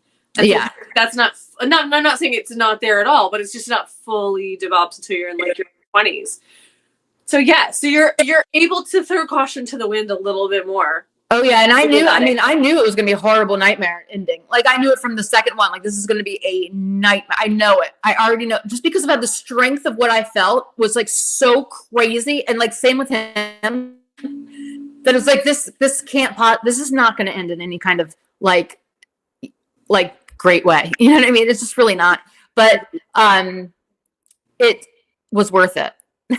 Like, it would never not be worth it. Yeah. And like, you have like summers off, like there's no job, like, you know what I mean? All your time can just be like hanging out with you. Like, you know what I mean? Like, it was that time period in my life. Like, So, well, I the Wikipedia description of this song I thought was so apt. It's like, I'm gonna read it. Temptations and reluctance caused by a dangerous love affair. Yeah, totally. Good summary. Yes. And it is, like, that kind of love is dangerous. You don't think but for different reasons, because your heart gets really exposed. You know what I mean? You know, going in. I mean, I knew right away. Oh no, like, this is gonna be wild for me. You know what I mean? It's gonna be wild for him too. Like, we are gonna be each other's downfalls, probably, and we were. You know what I mean? Like, it's like that Miley Cyrus song. Like, I know that you're wrong for me, and you're gonna like hate me on the day that you leave, but like right now it's good, and right now I want it. And oh yeah, like right now, like, there's no better thing in the world for me. But when this is over, this is gonna, like, I'm gonna ride it till the wheels come off, basically. Yeah. Oh yeah, definitely. And we're actually still friends now. Like, good. Yeah. We went through a lot of different phases, and I wish him well. But that's the end of that. Wish him well. Yay. Yeah, I won't even get into all my like exes and like relationships. I am friends with several of my exes now. It's taken time with a lot of them, but I think it's good. It can be very healing. Yeah. That's a conversation for another day. Yeah. So okay. I'm on my guard for the rest of the world. Also another good line I like. And totally. Here's the one I really like. Give me something that will haunt me. Do you think there is a connection between this and haunted? Well, I mean, yes, I do. Do I think it's via a person? No, I think it's via like the books she was like the things that she was reading about in love. Like, you know, there's like the person that changes your life, and then, you know, then this person like all the decisions and everything haunted her or him for. But I think that's where she wants something that truly changes her. You know what I mean? I love that changes me. That has weight to it. You know what I mean? That, you know. Yeah, you know, it's so funny because I always, when she talks about like a fireworks show, and obviously that has a connection to Dear John, unintentional. I don't think in any way. Yeah. There's no connection. Again, she wrote the song way before she even met John Mayer. But in a lot of senses, I feel like this song kind of is about her relationship with John Mayer. Like, he absolutely was, you know, a full-on rainstorm that was gonna, like, he was here to destroy her, and he did. And, you know, it's like she predicted it in a sense, or maybe she had this idea of a relationship and then saw him and was like, okay, good, here we go. This is what, you know what I mean? Like, yeah, that she was like prescient about it in a sense, you know, or she sought it out because she had these ideas already in her head. I would say, yeah, I mean, and I agree with that. And I think that, I mean, I'm just speaking from my own experiences, but like anytime I've ever felt like that type of like instantaneous attraction, like, you know, like, well, it's just you and me now. You know what I mean? Every single time that's happened, it has always been devastating. Like, it has always left a mark. It has always, I mean, in a lot of ways, I mean, I'm talking about it right now. If you want to use that as a word, like haunted, I don't know, but like it has gravity to all the decisions that were made. Somebody is going to end up much different than when we started, or both of us. There is a huge, it's a gamble. You know, you're already going to, like, I already knew, like, I didn't have any control, like, over how my heart just was like feeling. Mm-hmm. And I did, like, when you feel that way, you know that there's, I mean, you're just along for the ride, honestly, because you have no control. You can't push the brakes on. It is dangerous. You know what I mean? And it is like, there is the side of it that inevitably something happens and somebody gets extremely hurt, you know, like and that's just, it's not safe. It's not a safe love. It's a wild, it's a reckless love. And, you know, and, you know, I think that love should be safe, but I think that like real love does have like a little bit of a reckless aspect to it, because absolutely, it is very much, a trust exercise. It's you are trusting that person is going to be there and to catch you, basically, and you're going to be there to catch them. It's absolutely reciprocal. But yeah, and like the more that you feel, like, honestly, like the more your heart just goes like, the more vulnerable you are. So that person can do like whatever, you know what I mean? So it's, I don't know, like those types of love situations, in my personal experience, like I don't know, the love with like no foundation. That's what I call it. Like love with, it's just craziness. You know what I mean? It's just, you know, I almost like would tell myself, well, like, I mean, you know, this is like, this clearly isn't going to like last, because it's too frantic. Like, we don't even know why this is happening. Like, do you know what I mean? Like, I didn't have enough time to fall in love with you. Like, I instantly love you. You know what I mean? Like, how is that possible? You know, it can only go bad. Like, in my experience, it's never like been like, built a foundation on this frantic feeling. You know what I mean? And not a lot of those relationships were like from my youth. You know what I mean? Yeah. And my, like, sure. You know what I mean? Where you not really good at like like weighing out the what would be good for me, and like the positive and negative, you know what I mean, like how it works, you know. It was just like, let's just go, you know. In a getaway car, absolutely done that. Been there, done that. That's how my parents met. In a getaway car. Basically, they were at a high school dance. They were not there together. Oh. My dad just went stag, and my mom went with somebody else, and she did not like the guy that she was with. And my dad was like sitting on the bleachers, ironically sitting next to his twin brothers. So I mean, she could have kind of chose either one. Grabbed my dad and was like, "Hey, can you rescue me?" Oh my god! This is high school. They met in high school. That's awesome. They were together ever since. Yeah. Oh, that's so sweet. They're the original getaway car. Now my grandmother was driving the getaway car. Doesn't matter. It doesn't matter. That's so sweet. Oh, that's really sweet. My stories were not like that. I did go to prom with somebody and leave with somebody else. I definitely did do that. It was actually this guy that I'm talking about. I keep referencing the moment I knew the person immediately, like instantaneously. It was wild, but no, I get it. I have a high school. He's my "you belong with me" person. Like the second I saw him, I'm like, "Oh, you're home. I get it. You're my home." Yeah. Oh, absolutely. Yeah. He did not show up with a sign that said he left me. Nothing like that. We never actually dated, but we're friends now. So we were always friends. We were best friends. Well, that's good. Yeah, mine literally like rocked my whole world. Same. I mean, majorly. He would say the same. If he was on this video, he'd be like, "Oh my god, it was crazy." Like legendary. Like it was literally legendary. What?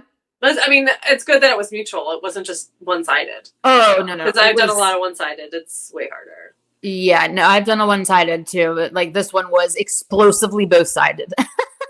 Yeah. And it was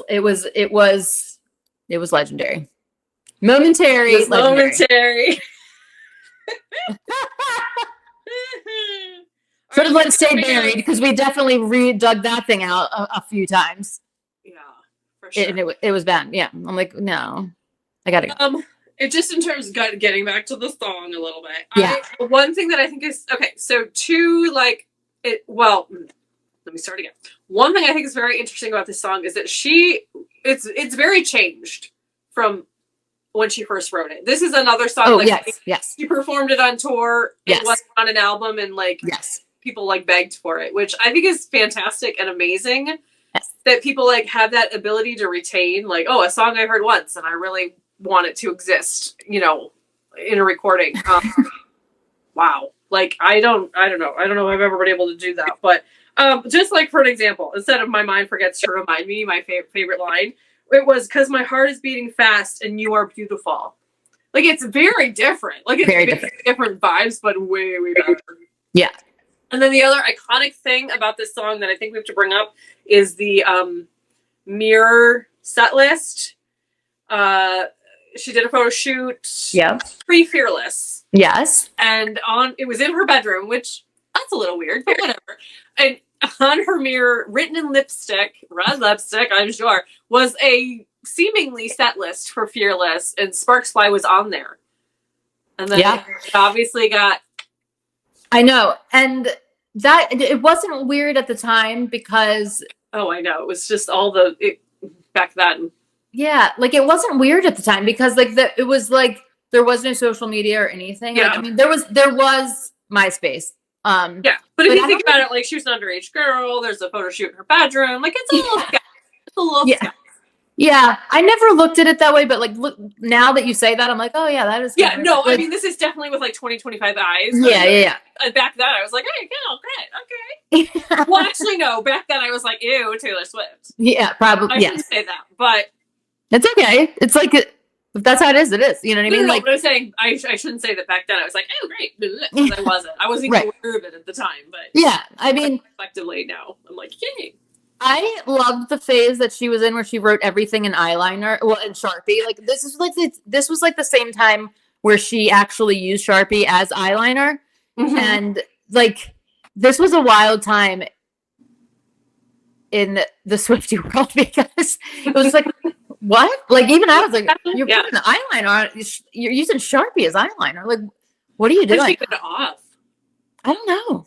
I really don't know because it's permanent. So, and which brings me to, oh my God. To be fair, P.S. mine is peeling really bad. How many times have I done this? This is the first time it's peeling really bad. Oh. I don't know why.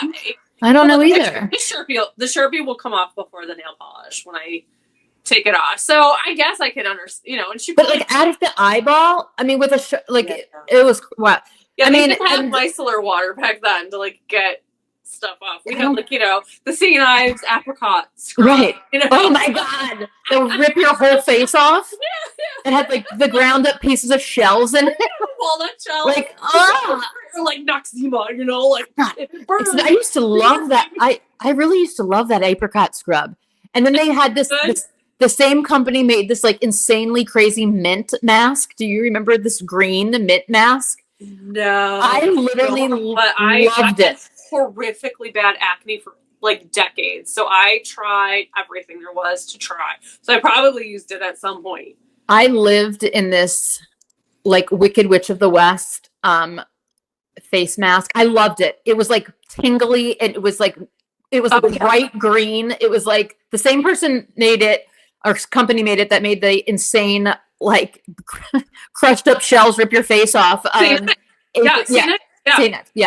They went to court over that apricot scrub. Like they did? Yes. There was a whole court case about it. And like I believe it because it was like glass. It felt like there was like glass in it. It was insane. Except I did like it a lot. Yeah, that was like OxyClean. Like everything was alcohol based. Yeah. It was wild. We didn't know things then. We did not know things. We just another tangent. But that's sorry guys, but like we're just reminiscing. But yeah, like okay, so back to what you were just saying. Yes. So lipstick on the mirror. Yes, amazing. See, I like love this. It just shows how she's always like looking ahead. You know what I mean? She always knows what direction she's going in. Mm-hmm. But this also leads me to, if permanent marker is not on the vault for debut, I am going to be so bummed. I agree. That and I'd lie. I want I heart question mark. Yes. But I'd be okay without it, but I'd lie. Okay, so yes, officially out. Like not the weird demos. Yeah. Yay! I am very excited about that. I am literally I am too. Very excited about it. So I was working last night for my little itty bitty Swiftie that I love so much. She's so into Taylor Swift right now. Oh, good. Good. Bless. She loves Bad Blood. She loves music videos. I was showing her like music videos. Nice. So so we just had it like, you know, when you just like play a video on YouTube and then it just like keeps playing more Taylor Swift. So that's what I had on. And so the parents came home. First of all, before they left, they're like, so what guy is Bad Blood about? They said, we knew we could ask you. I'm like, well, okay. So, and then I went into the whole thing, you know. I love like being people's expert on Taylor. Yes, it's super fun. So they come back and Our Song, the video for Our Song. Aww. And they were just like, oh my gosh, look how young. And I know. You know, all this kind of stuff. And I forgot. And the dad was like, because she started in country, right? And I'm like, yeah. He's like, yeah, see, I knew that. You know? So cute. Yay. So cute. And so then we got talking about like debut and all this kind of stuff. And like, it is so cute to see like how young she was. Oh, I know. It's crazy. Yeah. It's really crazy when you think about it and when you look at it. Like, you know, it is like it's happened to me several times, like recently, where something from that era comes up and I'm like, damn. Like, it's like shocking, you know, like it is. You're so young. So young. And then she does not get the grace that other child stars. Oh, I know. And I think because ridiculous. She didn't have like a crash out period. She didn't go through that I'm going to be really sexy period. Which makes her more remarkable, in my opinion. I agree. I don't, you know, those who did that, I don't judge them for it. Like, it's got to be hard. I definitely don't judge them, but like she also didn't go through like a crazy drug phase either, which is like super rare. Yeah. And obviously she had people in her life, Maddie Healy, who were, she could have. Yeah, like just being the pressures of being famous, like when you're in high school, like is usually a guaranteed for like there's going to be a drug phase. There's going to be a falling off the rails phase. There's going to be like, I will say, you know, obviously, as we know, I don't give Joe a whole lot of credit, but I will say that I think it's very good that she was with somebody who was very introverted and Yes. based and Totally. not a partier and stuff. During that specific time in her life, I think if she was going to go off the rails, that's would have been when it was. Oh, definitely. Bleachella. She would have been like, it would be a whole different story. It would be a whole different story. So yeah, I mean, Joe served a lot of purposes that, and I truly believe that they had an incredible love when it was there, and then it faded. I mean, I truly believe that. I don't think that she could have. I think it was there in the beginning, but I think that I think there were a lot of issues with it. You know, I was listening to You're Losing Me earlier today and thinking about the fact that she recorded that song and then she just like went in the kitchen and ate raisins. And it's like, if I was recording that song, I would be in a puddle on the floor by the time I was done. Like, you wouldn't be able to talk to me for 2 days. And she's like, I'm just going to go eat some raisins. Like, I think it says a lot of like how she processes things. Totally. But it says a lot of like, she was done at that point, basically, you know, like. Well, yeah. I mean, the song is basically like, do something or I'm done. It's the very last. Like, yeah. It's like, okay, so here we are here. You know what I mean? Like, like risk something, babe. Do something. Say something. Do anything. Like, literally do anything. Like, quite literally anything. So anyway, yeah. She was like, so I'm just going to eat raisins and wait for the proof. Yeah, I mean, she was over it. Girlfriend was over it. All right. That's something maybe we'll have to save for next time is this new Lena Dunham series called Too Much. It's very good. I liked it a lot. There's obviously the what? It's a new TV show series on Netflix. It's called Too Much. Okay. Written, directed, little cameo by Lena Dunham. And there is a character who is likely based off Jack. I don't think it's specifically him. I think it's very exaggerated. Okay. But it's interesting. It would not paint Jack in a good light at all. Oh, no. There is trash. Do you remember when they were together? Okay, hold on. I don't know. Like that. Oh my God. What? Okay. Completely over my head. Okay. I can't imagine the two of them together. Listen. It's odd to me, but. Okay, I'm going to tell you to look something up because you are going to be. If I still have it on my computer, I'm sending it to you immediately. If I can't find it, then you just have to find it. Somebody made a absolutely insanely accurate PowerPoint presentation of their break. I've not seen it. I've heard about it. I used to have it. I guarantee you I still have it somewhere. About her breakup and how like it was long rumored that he was cheating on her with Lorde. Yeah. And this is also why I always weave Lorde into things. Yeah. Like it's because it's like they have a very not weird, but they have a very storied past. Yeah. And so I think Pure Heroin is always a throwback to that time period when like it's heroin, but this time it's in I'm like, oh, this is a Maddie. This is a Maddie reference to Lorde. Anyway, this PowerPoint, it is crazy. It is wild. I think it's like 47 slides too. If I remember, it's like something crazy long, lots of words, like lots of reading, very in depth because their relationship was like no one really knew who he was really the thing. Yeah. And I think that's why a lot of it like went over my head. Like he would like everyone's like, who's this guy that she's like she was the more famous person. Like, for sure. And yeah, pretty wild. I'm gonna send it to you. I can't wait to hear your thoughts on it. Okay, well you need to watch the show, A. I will. B, so there's two Taylor Swiftness in it. One, the Lena Dunham, like the character she plays, her, the actual actress, is crying in the bed, and the mom comes in and she's like, "What's wrong? And she's sobbing, and she goes, "I'm just listening to Taylor Swift." I'm like, Okay, accurate. But then, and I no spoilers, but at the end there is something very sad that happens. Okay, I'm not gonna say what it is. Okay. But how did it end is playing over what it's the combination of that song and the scene is very it's very good. It's a very good combo. But I was sort of pulled away from it thinking, how does that happen? Do you go to Taylor and say, this is the scene, I want to use this song? Do you say, like, if she's your friend, you go to her and you say, and I don't even know, like, how close, I mean, I think they're very still close, but maybe not as close as they were. But still, and then, or do you say, like, so this is a scene, I want to use one of your songs, what song should I use? Like, how do you approach that if that's your friend, but also it's Taylor Swift?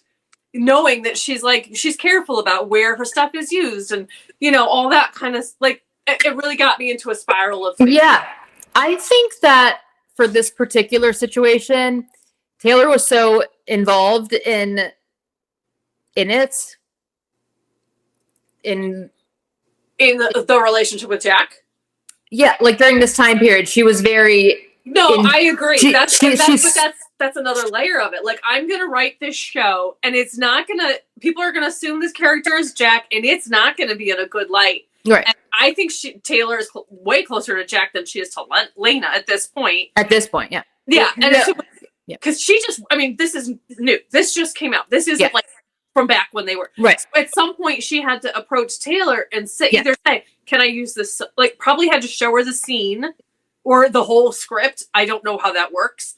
And I just am so, like, I'm just curious. Like, if she's your friend, how do you approach that?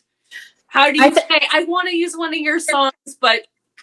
Well, I mean, I don't know what the scene is, but I can just guess what it is. So, like, okay. So, I would say the way I would approach it is, like, because I think they still do talk. You know, I think they're still friends. I mean, she was in the I Can See You video, which wasn't that long ago. Yeah. And, like, because Taylor saw the story unfold around her, you know what I mean? Mm-hmm. I mean, she wrote, you know, a song about their love, you know what I mean? Like, definitely. I think that she was like, this song sums up how I felt during blank. I want to use it. And she'd probably been like, fine. Yeah, that's not, yeah. I mean, yeah.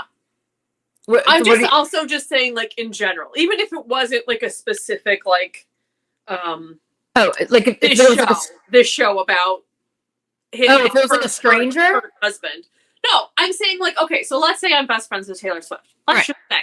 And, but I also make TV shows. And let's say I'm not, let's say I'm making girls. Okay. So it's not about Jack. It's not about anybody else that Taylor knows. Right. But I want to use one of her songs because it fits in the scene. Because she is so protective, obviously. She doesn't want people to exploit her, obviously. Right. And you know that because you're her bestie or you're her circle. I wonder how you approach it. I think you ask her brother. I think you don't even go. You go through her brother first. Well, I thought that first, like, maybe you go through management or something like that. But then, like, once she finds out, is she going to say, "Why didn't you come ask me?" Like, I don't. Maybe they have discussions about this prior. I think that's like a part of Taylor's, like, insane ability to compartmentalize things is also separating out, like, if you want to use personal. Yeah. Mm-hmm. And it's like, if you want, I don't want to get into it with you. Like, so, like, Austin will know what I'll approve and what I won't, or he'll float it by me. And then it's not this awkward, like, no, you can't use it. Or that's the thing. Like, if she did want to say no, like, yeah. Exactly. You know what I mean? Mm-hmm. So, like, it takes it out of her and puts it into, like, it's a business. Otherwise, decision. You get a situation like the whole Blake. Exactly. See, that's what I'm saying. Which is messy. Yes. Messy. That is, like, you know, she likes to keep her side of the street clean, and that's how you do it. That just reminded me, like, when we went through all the stuff at the beginning, at the top of the show about, like, new stuff. Scooter came out. Oh, with something. I saw something about him coming out. He said something about, like, oh, like, the Swifties, their hate doesn't bother me, or da-da-da. And I'm like, you know what, sir? Here's how we know that's not true. You had Taylor Swift's entire catalog. You could have put her songs on every commercial, on every TV show, on every movie. Okay, and made a lot of money selling, but you knew we would know that what you were doing, and you would catch a firestorm unlike any other. And Correct. So you did it, because if you look back, her songs were like never used when he owned them. Yep. He was holding them hostage. Because he knew. And he was like, oh yeah, financially, like he tried to make it seem like, as he always has, none of that bothers me. Vigilante shit isn't about me and my wife. That's what he said. Yeah, that's what I saw, like the thing pop on my phone. He's like, Scooter Braun says vigilante shit is not about me. It's like bullshit. Yeah. Is what I would say. The fact that you have to say that out loud, like 2 years later, it just screams to me that it is about you. Like, you know what I'm saying? Like, please. It is about you. You are a grown man who calls himself Scooter. Tell me that that's not about you. Like, come on, dude. Come on. Yes. Okay. Here's what I think. We're at 2:18. Yeah, we gotta go. But can we do our pick your poison real fast? Yes. Because I will never not want to use my favorite. Yay. Okay, so this is from Abby. Okay. Lots of good ones.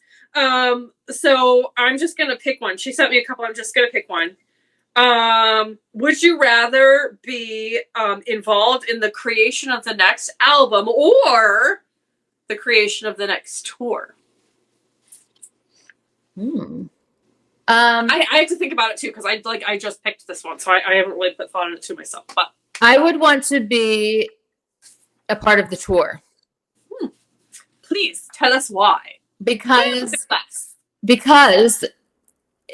you're a part of the next tour, you also get to deal with the new music.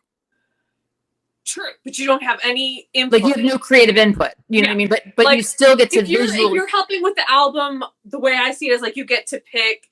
Maybe you get to pick what tracks are included, or you get input into it, or what order. Yeah. Maybe you get input into which is the track 5. Like so. Yeah. I mean, that would be amazing, but I don't know. There's something to me about like visual stuff. Like I'm just really drawn to anything that's like a visual representation of anything. And I think it would be, I also think that like being a part of the tour, you'd be around Taylor longer. True. Like, although I think to go in these positions, you would have to be a very close confidant to even be. So maybe it presupposes that you are in the like first run of the circle. For sure. I don't know. I think I would still pick tour because I feel like it would last a really long time. Yeah. And I would just get to be a part of it for a lot longer. I mean, if we were talking about like producing an album, is that what is that I don't know. It's just like being a part of it. She just said involved. I'm gonna. Yeah. I don't know, because producing obviously takes a certain amount of expertise. Totally. So I'm not. I mean, there's no way I'm doing that. But like, just maybe like for emotional support human. Yeah. For the album or for the tour. I would like to be a part of the tour because I would love to see all the crowds all the time. I would love to see the visuals. I would love to see the live, I love to see it happening right then and there in a unstructured kind of way. And I would really want to be a part of like the visuals and like what outfits and like what this means and why these songs and like that kind of thing. Yeah, absolutely. I would, and I would like to travel around. So. That's true. Okay, so here's my thought process is if you're in on the creation of the album, you're going to get insight as to who the songs are about, the stories behind the songs. If you are in on the creation of the tour, you're going to get insight into why she picks which songs and a little bit more insight into the tour. If you were, let's say it was Eras, okay, you would know why the gold Reputation bodysuit. Maybe you would know why she picked Enchanted over Long Live. You know, like you would maybe get the answers to the questions that keep us up. You would know when Tortured Poets was already known to be a part of the tour. All right. The planning of it. You would know about the Terumba, you know, like you would know the stuff we want to know. Absolutely. And also, like, obviously I am visual too. Like I came up with a set for Right Where You Left Me. I came up with a music video for Getaway Car. And yet, I think I'm going to choose album because I am a singer. Maybe I would get to sing on the album. Ooh. Little harmony here and there. Yay. But I would love to. I've never been in a recording-ish. Like, I did like done radio stuff, but not like an actual recording studio of an album. Yeah, I would like to see the process. I would like to know the stories of who everything's about. I would like to see the changes that get made. I love those in the speaking of Getaway Car. Like, I love seeing that behind. Oh my God. Her and Jack coming up with the lines for Getaway Car, stuff like that. So totally. I think I'm going to choose album, but you do make some very valid points about why the tour would also be a good choice. So well, either one is a good choice. I mean, like, is a good choice. Like you can't, there's really no bad choice in these two because like you just get a different side of an experience. Do you know what I mean? Like for sure. I mean, for sure. So Abby, that was a great question. It was excellent. Thank you so much. Absolutely. But what if, hold on. What if she didn't tell anybody who the songs are about in the studio? She only it only whittled it down to like, she only told Jack. Well, then I get to be Jack, I guess. That's part of it for me choosing that. Yeah, definitely. Like I hope that she like tells, like in my head, like when she's recording stuff, whoever's in there, she's like dishing like do you know what I mean? She's like, and this I is feel like in a sense you kind of have to because you're obviously like, again, going back to the Getaway Car, like it's not fully flushed necessarily when she steps, like lyrically. Yeah. We've seen things in like Miss Americana and stuff where she's coming up with this, she comes up with them like really fast, obviously. Really fast.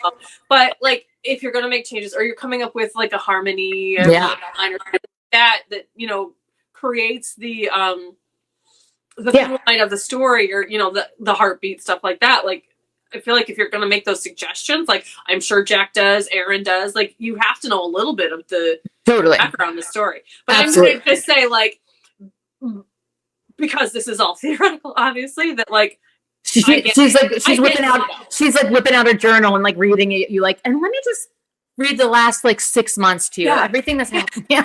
Or like, I'm trying to express when this happened. Yeah. No, I love that. You know? Yeah. No, that's good. I think that's super great. So either one is a winner. Like either way, you get like, you just get a different side of it. You know what I mean? Because I think backstage is probably like, I'm so glad I did vigilante shit and it fucks Scooter Braun. You know what I mean? Like, I feel like she said that like every single time that song was over, like through him.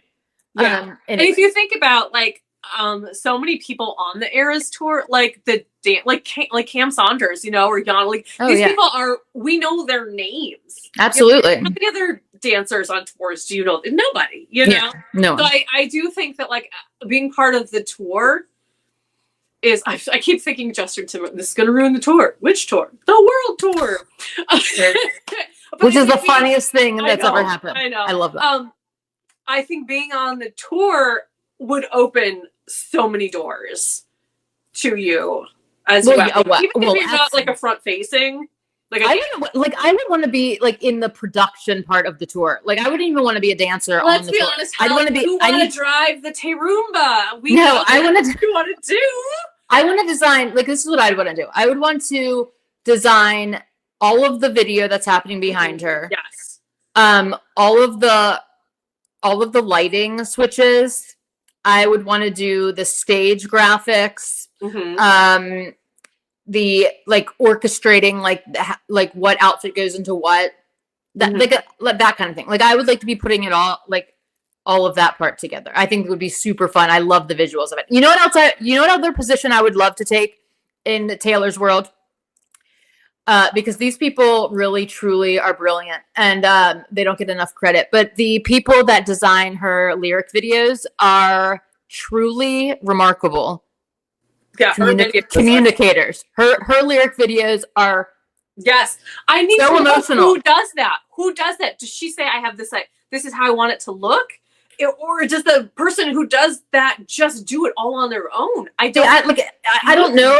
I'm not sure, but I would do it all on my own because like it's how you hear a song, like visually, how you want you're guiding the emotion of the song so perfectly. Like it's so good. Are there Easter eggs in there? That's in the lyric videos. Then she has. If there are Easter eggs in some of the lyric videos, which people have theories about, right? Then she has to have some direction. And so here's the thing that I didn't think of when we were answering the question is if you were in the album or you were in the tour, you get to know some Easter eggs, right? Definitely. If you are designing it and she says, I need an orange door. And you say, why do you need an orange door? Maybe that doesn't, maybe because orange door is an Easter egg for. Oh, absolutely. Without question. Yeah. Ooh. Yeah. Without question.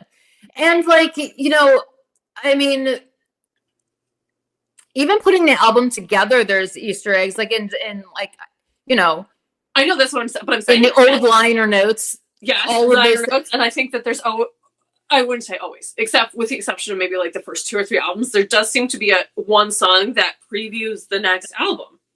So there's that too, so. Absolutely. I mean, so high school, like hopefully previews TS12, Yeah, hopefully. Yeah, I mean, I think that either way, you're going to get Easter eggs no matter which one you pick. You know what I mean? And I do think that I don't think there's anything that she's not a part of in the production of it. Like, I think she's like, here's the theme of like here's the gist of this song. So I want it to be like giving off this vibe. I'm thinking of The Smallest Man Who Ever Lived right now. So like, I want it to look like everything's being redacted. I want like really strong font use. And I mean, I'm a graphic designer, so like I like visually, I'm like, this is how I see the song in my head. You know what I mean? Mm-hmm. Like it's like that font. And yes, there is this reveal. Like if you look at the folklore music videos, there's 3 separate fonts that are used. Yeah. But why? Well, I go back to that all the time. I like literally have it written down. This song has this font. I have a name for the fonts, Yeah. And what's is there a connection? Why did you choose this font for, the last Great American Dynasty and this font for like it's, come on, there's like a folklore font. There's a, Yeah. But because it's the inside story of the song's personality itself. Inside of folklore. I mean, I guess, or there's some connection between those songs that we don't know yet or something. So. Well, I mean, maybe, but like as a, like if I was the person designing her videos, like it would go like, these songs are all, yes, in the same universe of folklore, but they're all their separate brands inside of it. And like fonts, I'm deeply obsessed with fonts, and like we should not have opened up this subject matter at this time point. So I'm just going to keep this really like brief, or else I will talk about this for the next. Please stay tuned for 8 hours episode about fonts. About fonts, like I'm deeply obsessed with fonts. Like I truly am. I cannot express this enough. Obsessed with fonts. So I spend like most of my time looking at fonts. Like I love them. So I have to, that reminds me. So if I forget, my favorite comedian, his name is Gary Gulman. He has a whole little bit about fonts. About fonts, and you're gonna love it. You're gonna die laughing. Oh yay!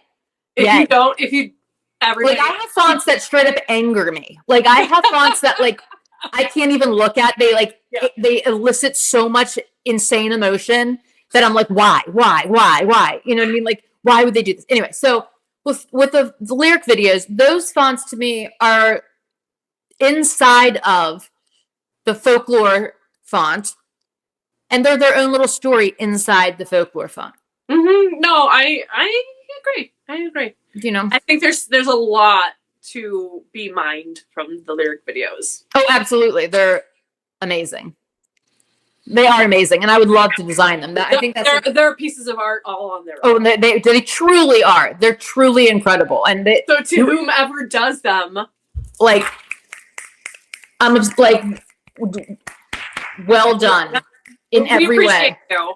Totally, 100%. I've never watched one of her lyric videos and been like, I'm disappointed.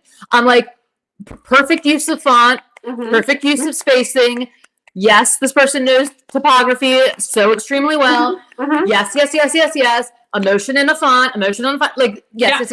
Like, every check. And like which words are capitalized and how they're placed. Oh, absolutely. It's all the story. And it's like, yes. So anyway, all right. Well, this may be one of our longest videos ever, and we only broke down one song. So we did. We only broke down one song, but we had a lot of stuff to go on. We had a lot of stuff. So I'm just going to be naming this the Sparksiversary Spectacular. That's going to be the name. There you go. You just named the episode. Yay. Yay. Okay. Well, this has been awesome. I'm overwhelmed. My heart's exploding. Thank you so much for the Sparks letters and all of the awesomeness. And I love you guys all so much. Love you, Taylor. Love you. Yay. I can't wait for next week. I'm going away again, but I am bringing my office with me. So okay. I will try to make that work out. Because we do have an episode idea that we've been meaning to do. Yes. 3 episodes now. We haven't done it. And I'm very excited. Yes. I know. It's going to be so good. It is going to be so good. Things keep happening. Things keep happening. Life keeps happening. Life keeps happening. So anyway, till then and always, peace, love, and Swifties forever. Mwah! Love you. Bye.